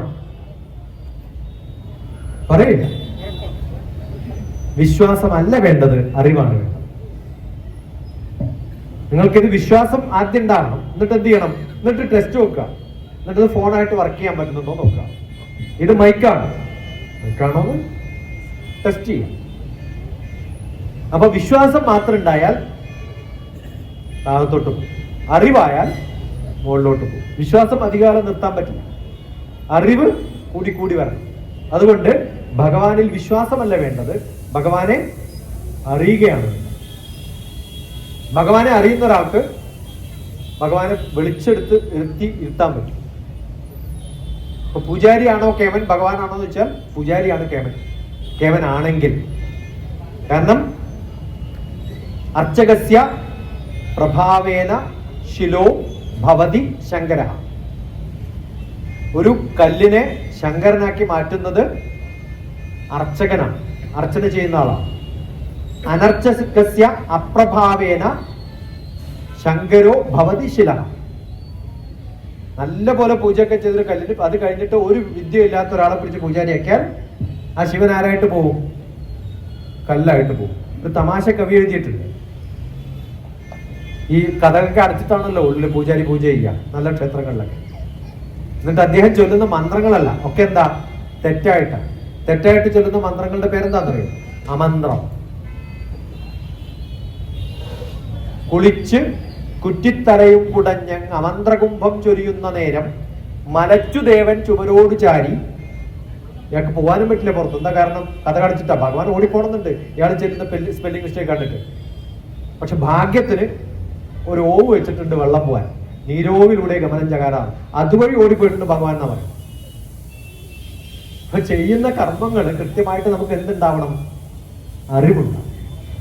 അറിവുള്ളവർ ചെയ്യുമ്പോൾ അതിന് ഒരു ക്രമവും നിഷ്ഠയും അതിനുള്ള എനർജി ഉണ്ടാവും. അത് പലയിടത്തും ഇല്ലാണ്ടായിരിക്കും. പകർന്നു കൊടുക്കാൻ സാധിക്കണം. നല്ല പ്രഭാഷകനാവണം. ചോദ്യങ്ങൾ ചോദിച്ചാൽ ഉത്തരം പറയാൻ പറ്റണം. നല്ലൊരു ഡോക്ടർ എന്ന് പറയുന്നത് ട്രീറ്റ്മെന്റ് കൊടുക്കുന്ന ആൾ മാത്രമല്ല, ആ രോഗിയെ രോഗത്തെക്കുറിച്ച് പഠിപ്പിക്കുന്ന ആൾ കൂടിയാണ്. അതുകൊണ്ട് വിദ്വാനാണ്, പണ്ഡിതനാണ്. അതുകൊണ്ടാണ് നമ്മൾ അവരൊക്കെ പണ്ഡിതന്മാരെന്ന് പറയുന്നത്. പണ്ഡിറ്റ് എന്നാണ് വിളിക്കുക, അല്ലേ? നോർത്ത് ഇന്ത്യയിൽ പൂജാരികൾ എന്താ വിളിക്കുക? പണ്ഡിറ്റ് എന്നാണ് വിളിക്കുക. നമ്മുടെ അടുത്ത് മാത്രമേ എന്ത് വിളിക്കാറുള്ളൂ? മേനി മാത്രമേ ഉള്ളൂ തിരു. ബാക്കിയത്തെ ഒരു തരത്തില് തിരുപാടില്ലാത്ത അവസ്ഥയാണ്. അറിവ് വേണം. അറിവ് വേണം എന്ന് പറഞ്ഞാൽ പഠിക്കണം. അവര് ചൊല്ലും, പക്ഷെ ചൊല്ലുന്ന സമയത്ത് ഉള്ളിലാവുന്നു അല്ല. ഏകാചമേ പഞ്ചചമേ എന്നാണ് ചൊല്ലുണ്ടാവുക. പക്ഷെ മനസ്സിൽ എന്താ പോകുന്ന അറിയോ? ഇന്ന് ആകെ കുറവാണല്ലോ, പൈസ ഇത്രയൊന്നും കിട്ടുന്നില്ല, നമുക്ക് ഒരു 200 റുപ്യ കൂടി കിട്ടിയാലേ ഇന്ന് ഇലക്ട്രിസിറ്റി ബില്ല് അടക്കാൻ പറ്റുള്ളൂ, ഭാര്യ അല്ലെങ്കിൽ വീട്ടിലെത്തുമ്പോൾ വഴക്ക് പറയുന്നൊക്കെ ഉള്ളപ്പോൾ ഉണ്ടാവുക, അല്ലെ? പ്രാരബ്ധമുള്ള ആളാണ്, എന്താ ചെയ്യും? അതാണ് മനസ്സിൽ പോകുന്നത്. അതുകൊണ്ട് ഉള്ളിൽ ചൊല്ലുന്നതാവണം പുറത്തു വരുന്നത്. അല്ലെങ്കിൽ ഉള്ളിൽ നമ്മൾ ഈ ക്ഷേത്രത്തിലൊക്കെ പോയി നടക്കുമ്പോൾ വെറുതെ പ്രദക്ഷിണം വെച്ച് തീർക്കല്ല വേണ്ടത്. ആ ഭക്തി ഉണ്ടെങ്കിൽ ഓട്ടോമാറ്റിക് ആയിട്ട്, അല്ലേ? നമ്മൾ പുനരുദ്ധാരണം നടത്തുന്ന ക്ഷേത്രങ്ങൾക്കാണ്, ഭക്തജനങ്ങൾക്കല്ല. എത്ര ക്ഷേത്രങ്ങളിൽ കൃത്യമായ ക്ലാസ്സുകളും ചോദ്യങ്ങളും ഉത്തരങ്ങളും ഒക്കെ ഉണ്ട്? അതില്ല. അതുകൂടി ഉണ്ടാവും. പഠന കേന്ദ്രങ്ങളാണ് ക്ഷേത്രങ്ങൾ. ആദ്യം മനസ്സിലാക്കുക. അവിടെ ഭഗവാന്റെ സങ്കല്പങ്ങൾ അറിയണം, എന്താണ് എന്തിനാണെന്ന് അറിയണം. ഇതൊക്കെ അറിയുമ്പോഴേ യഥാർത്ഥ ഭക്തി ഭാവം അറിവായിട്ട് മാറുകയുള്ളൂ. അതുകൊണ്ടാണ് ഭഗവത്ഗീതയിലെ ജ്ഞാനത്തിന് പ്രാധാന്യം, കർമ്മത്തിന് പ്രാധാന്യം, അതും കഴിഞ്ഞിട്ടാണ് ഭക്തിക്ക് പ്രാധാന്യം. എനിക്ക് എങ്ങനെയാണ് പണി ചെയ്യേണ്ടതെന്ന് അറിഞ്ഞിട്ട് വേണം. ഡ്രൈവിംഗ് നന്നായിട്ട് അറിയുന്ന ഒരാൾക്ക് ആ വണ്ടിയുടെ ഓണറോട് എനിക്ക് എന്തുണ്ടാവാം? ഭക്തി ഉണ്ടാവാം. എനിക്ക് ഓണറോട് ഭക്തി ഉണ്ട്, ഡ്രൈവിംഗ് അറിയില്ല, എന്ത് പറ്റും? ഡ്രൈവ് ചെയ്ത കൃത്യസ്ഥാനത്ത് എത്തുമോ? ഭക്തി എന്ന് പറഞ്ഞിട്ട് എന്താ കാര്യം? അതുകൊണ്ട് ഏറ്റവും അത്യാവശ്യം എന്താണ്? അറിവാണ്. അതുകൊണ്ടാണ് ഭഗവത്ഗീതയില് ജ്ഞാനത്തിന് ജ്ഞാന കർമ്മ സന്യാസ യോഗം, അല്ലേ? ജ്ഞാന കർമ്മ സന്യാസ യോഗം. ആ ഇവിടെ സ്ഥലത്തേക്ക് നമ്മൾ എത്തണം. സനാതന ധർമ്മം എപ്പോഴും പഠിപ്പാണ്, അറിവാണ്. പിന്നെ യോഗ ചെയ്തിട്ട് കാര്യമില്ല. യോഗ ചെയ്യുന്ന സമയത്ത് നിങ്ങൾ ചെല്ലുന്നൊരു മന്ത്രം ആർക്കെങ്കിലും പറയാൻ പറ്റും? യോഗ പിടിച്ചവരാണ് നിങ്ങളൊക്കെ. അറ്റ്ലീസ്റ്റ് പടെടുക്കാനെങ്കിലും യോഗ ഡേയിൽ പോയിട്ട് ക്രമത്തിൽ നിന്നിട്ട് ഡിപ്പ് കൊണ്ട് പടക്കെടുക്കാറുണ്ട്, ഇല്ലേ? എന്താണ്? യോഗേന ചിത്തസ്യ. അവിടെ നിർത്തിയാ മതി. യോഗേന ചിത്തസ്യ. അപ്പൊ യോഗ എന്തിനുള്ളതാണ്?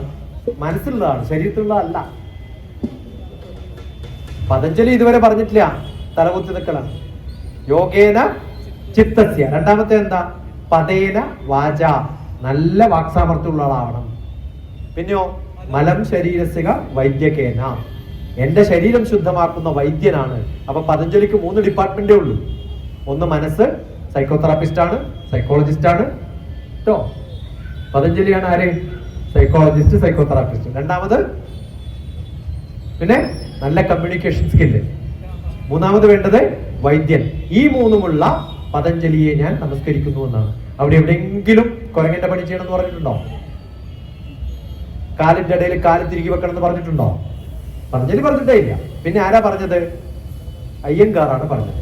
അയ്യങ്കാർക്ക് ഒരു പണിയും ഇല്ലാണ്ട് തെണ്ടുന്ന സമയത്ത് മൈസൂർ പാലസിൽ കൊണ്ടുപോയിട്ട് അയാളോട് മൈസൂർ പാലസിൽ വരുന്ന ഫോറിൽ നിന്ന് വരുന്ന ആൾക്കാരെയൊക്കെ എന്റർടൈൻ ചെയ്യാൻ വേണ്ടിട്ട് ലങ്കോട്ടി ഇട്ടിട്ട് കുറെ സർക്കസ് കളിക്കാൻ പറഞ്ഞു. അയാൾ അവിടുന്ന് രക്ഷപ്പെട്ടിട്ട് പൂനെയിൽ വന്നു.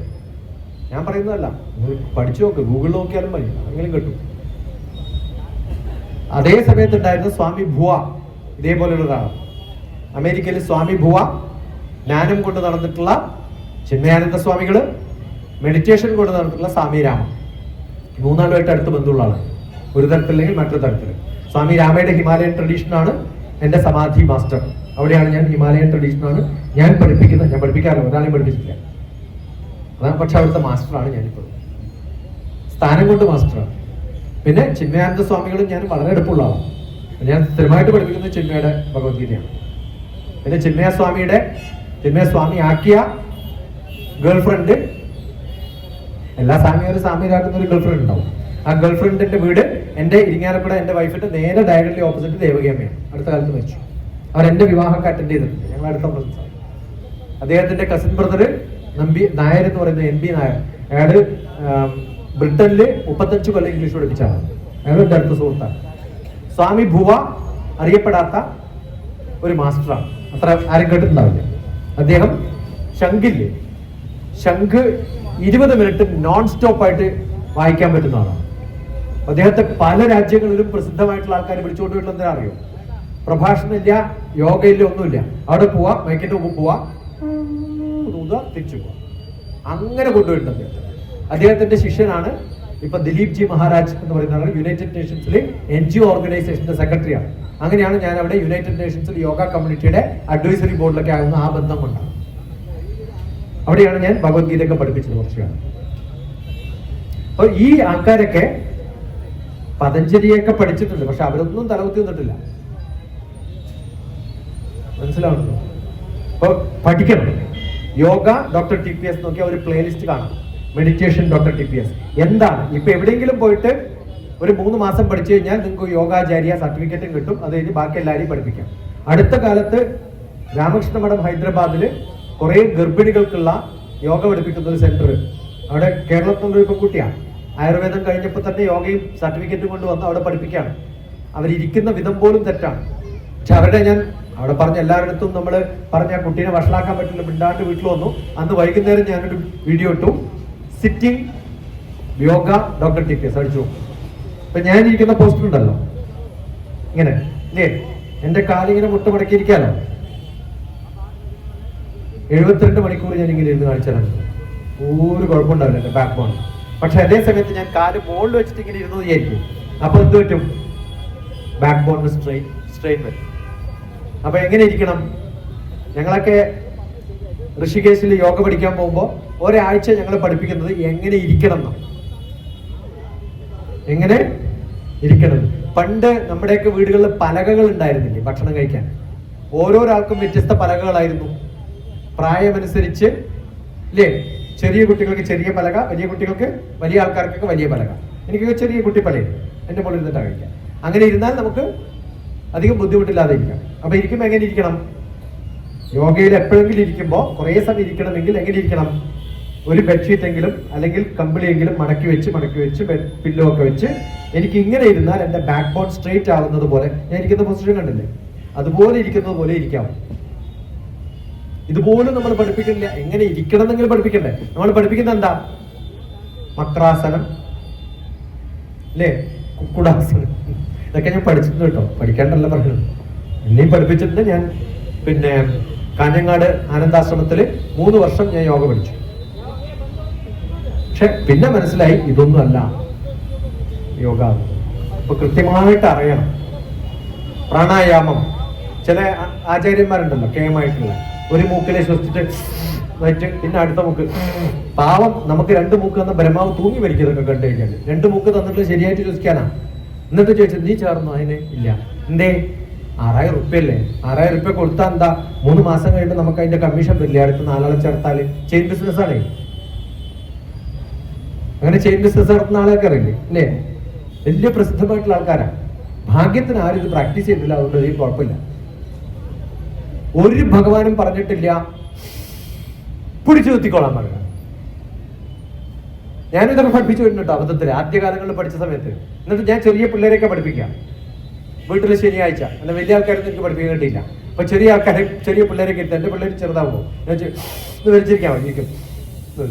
ഞാൻ ചിലപ്പോൾ മറന്നു പോകും. ഇപ്പൊ ആ ഒച്ച വെക്കുന്ന പോലെ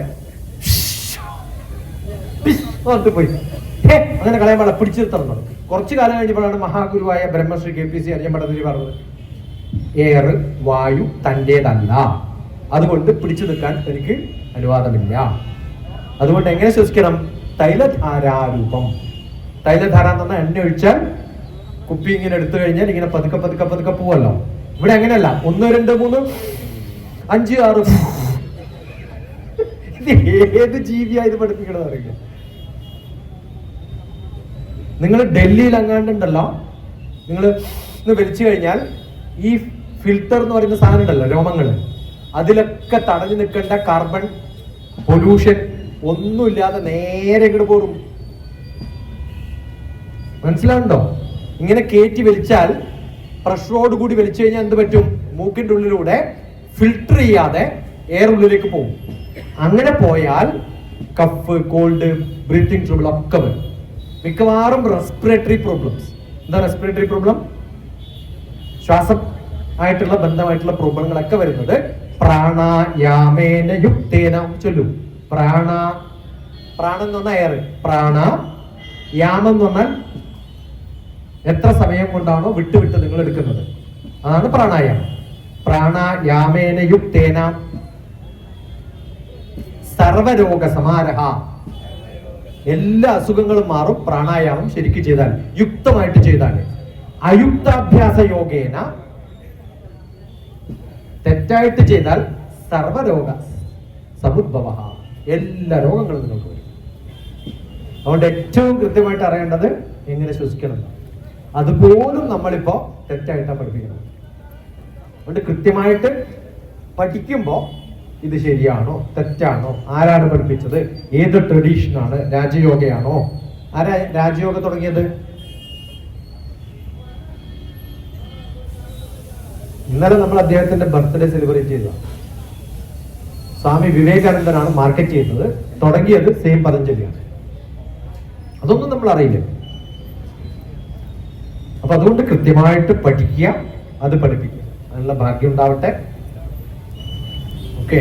ഇപ്പൊ എന്തെങ്കിലും സംശയങ്ങളൊക്കെ എപ്പോഴെങ്കിലും തോന്നുമ്പോൾ ഒന്ന് യൂട്യൂബ് പോയി നോക്കുക, ആ സബ്ജക്ട് മാത്രം അടിച്ചു നോക്കുക. Pranayama doctor TPS, meditation doctor TPS. Meditation അല്ല ഞാൻ പഠിപ്പിക്കാനുള്ള, സമാധിയാണ്. ആരെയും പഠിപ്പിച്ചിട്ടില്ല. പക്ഷെ മിനിമം എങ്ങനെയാ ചെയ്യേണ്ടതെന്നുള്ളത് കൃത്യമായിട്ട് അറിയണമെങ്കിൽ, ഏറ്റവും നല്ല മനസ്സമാധാനം കിട്ടാൻ മെഡിറ്റേഷൻ പഠിക്കണം എന്നൊക്കെ പറയാം. എന്താണ് മെഡിറ്റേഷൻ നിങ്ങൾക്ക് അറിയാം? അമ്മയുടെ മടിയിൽ കിടന്നുറങ്ങുന്നതാണ് ഏറ്റവും നല്ല മെഡിറ്റേഷൻ. നമുക്ക് ഏറ്റവും വിഷമം വരുമ്പോൾ എവിടെയാ പോയി കിടന്നുറങ്ങുക? അമ്മയുടെ മടിയിൽ. അതുകൊണ്ട് അമ്മയുടെ മടിയിൽ കന്ന് കിടക്കുമ്പോ അമ്മ പുറത്ത് തട്ടിയിട്ട് പറയും, മോനെ ഒന്നും പേടിക്കണ്ട, ഞാനുണ്ട് എൻ്റെ കൂടെ. അതാണ് ഏറ്റവും നല്ല. അതുകൊണ്ട് ലോകത്തിലെ ഏറ്റവും നല്ല മെഡിറ്റേഷൻ സെന്റർ എന്താണ്? അമ്മയുടെ മടിത്തട്ട്. ആ സമാധാനം ജീവിതത്തിൽ അങ്ങോട്ടും ഉണ്ടാവുക. മരണത്തിന് കുറച്ചു കാലം മുമ്പ് വരെ അമ്മ എൻ്റെ കൂടെയൊക്കെ താമസിക്കുമ്പോൾ ഓഫീസിൽ നിന്ന് ആദ്യം ചെയ്യാൻ അമ്മയുടെ മടിക്കിടക്കലാണ്. ഇതൊന്നും അറിയാണ്ടാ ചെയ്തത്. അതും കഴിഞ്ഞിട്ട് ഹിമാലയൻ ട്രഡീഷൻ പഠിക്കാൻ പോയി. അവിടുന്ന് സ്വാമി രാമ പഠിപ്പിച്ചതാണ് മടിത്തട്ടിൽ കിടന്നുറങ്ങുന്നതാണ് ഏറ്റവും നല്ല സമാധാനം. എവിടെയല്ലേ കിട്ടുക? നമ്മൾ എന്തെങ്കിലും ഓർമ്മിക്കുമോ, എന്തെങ്കിലും ആലോചിക്കുമോ? അമ്മയുടെ മടിയിൽ കിടന്നിട്ട് അമ്മ ഓമനത്തിങ്കൾ കിടാവോ എന്ന് പാടുമ്പോൾ നമുക്ക് എന്തെങ്കിലും ഓർമ്മ വരാറുണ്ടോ? ഒന്നുമില്ല അല്ലേ? ആ അവസ്ഥയിലേക്ക് നമുക്ക് മാറാൻ സാധിക്കണം. സമാധാനമാണ് ഏറ്റവും അത്യാവശ്യം. അത് കിട്ടണമെങ്കിൽ കുടുംബ ബന്ധം നന്നാവണം. അത് ഏറ്റവും കൂടുതൽ കെട്ടി പടുത്ത് ഉയർത്തി കൊണ്ടു നടക്കേണ്ട ബാധ്യത അമ്മമാർക്കാണ്. പക്ഷെ ഇപ്പൊ ഏറ്റവും കൂടുതൽ ടെൻഷൻ അമ്മമാർക്കാണ് അല്ലേ? ഒരു ദിവസം 100 മെസ്സേജ് വരും, വലിയ മെസ്സേജുകളാണ്. ഞാൻ പറയും എനിക്ക് സംസാരിക്കാൻ സമയമില്ല, റെക്കോർഡ് ചെയ്ത് അയക്കാൻ പറയും. റെക്കോർഡ് ചെയ്ത് അയച്ചാൽ ക്രമത്തിൽ വരും. 100 ഓഡിയോ മെസ്സേജ് ഒക്കെ വരും ഒരു ദിവസം. ഇത് ഫുൾ കേൾക്കണ്ടേ? ഫുൾ കേൾക്കും. എന്നിട്ട് അവസാനം 2 ലൈൻ പറഞ്ഞു കൊടുക്കുമ്പോൾ പ്രശ്നം തീർന്നു. ഇത്ര എളുപ്പമെന്നറിയും. അതുകൊണ്ട് സമാധാനം ഉണ്ടാവണം, സന്തോഷം ഉണ്ടാവണം. സമാധാനം മാത്രമല്ല, സന്തോഷം ഉണ്ടാവണം. സന്തോഷം പുറത്തുനിന്നല്ല കിട്ടുക, അകത്തുനിന്നാണ് കിട്ടുക. പൂർണ്ണേ മനസ്സി സമ്പൂർണം. മനസ്സിലാണ് എല്ലാം ഇരിക്കുന്നത്. പൂർണ്ണേ മനസ്സി സമ്പൂർണം ജഗത് സർവം സുധാദ്രവൈഹി. ലോകം ഫുൾ അങ്ങനെയാണ്. ഏതുപോലെ? ഉപാന ഗൂഢപാദസ്യ നടുചർമ്മസ്തുദൈവ ഭൂഹു. ഞാൻ പോകുന്നിടത്തൊക്കെ ലെതർ കാർപ്പറ്റ് വേണം, എങ്കിലേ ഞാൻ വരുള്ളൂ എന്ന് വിജയനോട് പറഞ്ഞ വിജയൻ എന്ത് പറയും? എന്നാ ശരി, നമ്മൾ വേറെ ആളെ നോക്കാറുണ്ട് പറയില്ലേ? അല്ലേ? പോകുന്നിടത്തൊക്കെ ലെതർ കാർപ്പറ്റ് തരാൻ പറ്റും ഒരാൾക്ക്? എന്തെളുപ്പാന്നറിയോ? ഒരു ലെതർ ഷൂ മേടിച്ചെന്നാണ് നടന്നോളാൻ പറയുക. നമ്മൾ പോകുന്നിടക്കെ സന്തോഷം കിട്ടണമെങ്കിൽ എന്ത് ചെയ്യണം? നമ്മുടെ ഉള്ളിൽ സന്തോഷം കൊണ്ടു നടക്കണം. ആ സന്തോഷം ഉണ്ടാക്കാൻ വേണ്ടിയിട്ടാണ് ഭക്തിയും ആഘോഷങ്ങളും. ഘോഷം, ആഘോഷം, ഉത്സവം, ഉത്സവം. ഉത്സവം ഉപയോഗിക്കാം, തീർന്ന് ഉപയോഗിക്കാം. ഉത്സവം, ഔത്സുക്യം. ഇതൊക്കെ ഉണ്ടാവുന്നത് മനസ്സിൽ സന്തോഷം ഉണ്ടാവുന്നതാണ്. ആ മനസ്സിൽ സന്തോഷം ഉണ്ടാക്കലാണ്. എന്നിട്ട് ഉത്സവത്തിന് വന്നിട്ട്, കാരണം ഇവിടെ ഇരിക്കുന്നുണ്ടേ ഉള്ളൂ. മധ്യപ്രദേശ് ആലോചിക്കണേ, ഇതെപ്പോഴാ ഫില്ല് ചെയ്യുക? അതുകൊണ്ട് ഉത്തർപ്രദേശിൽ ഒന്നും പോണില്ല. അപ്പൊ അതുകൊണ്ട് നല്ലോണം പഠിക്കാൻ. ലോറി എന്താന്ന് പഠിക്കുക, ബിഹു എന്താന്ന് പഠിക്കുക, പൊങ്കൽ എന്താന്ന് പഠിക്കുക. പൊങ്കല് തമിഴ്നാട്ടില് നോർത്തിലെത്തുമ്പോഴത്തേക്കും കിച്ചൺ അല്ലേ? കാശ്മീർ മുതലുണ്ട്. ഇല്ലാത്ത ഒറ്റ സ്ഥലം ഏതാ? കേരളം. എന്താ കാരണം?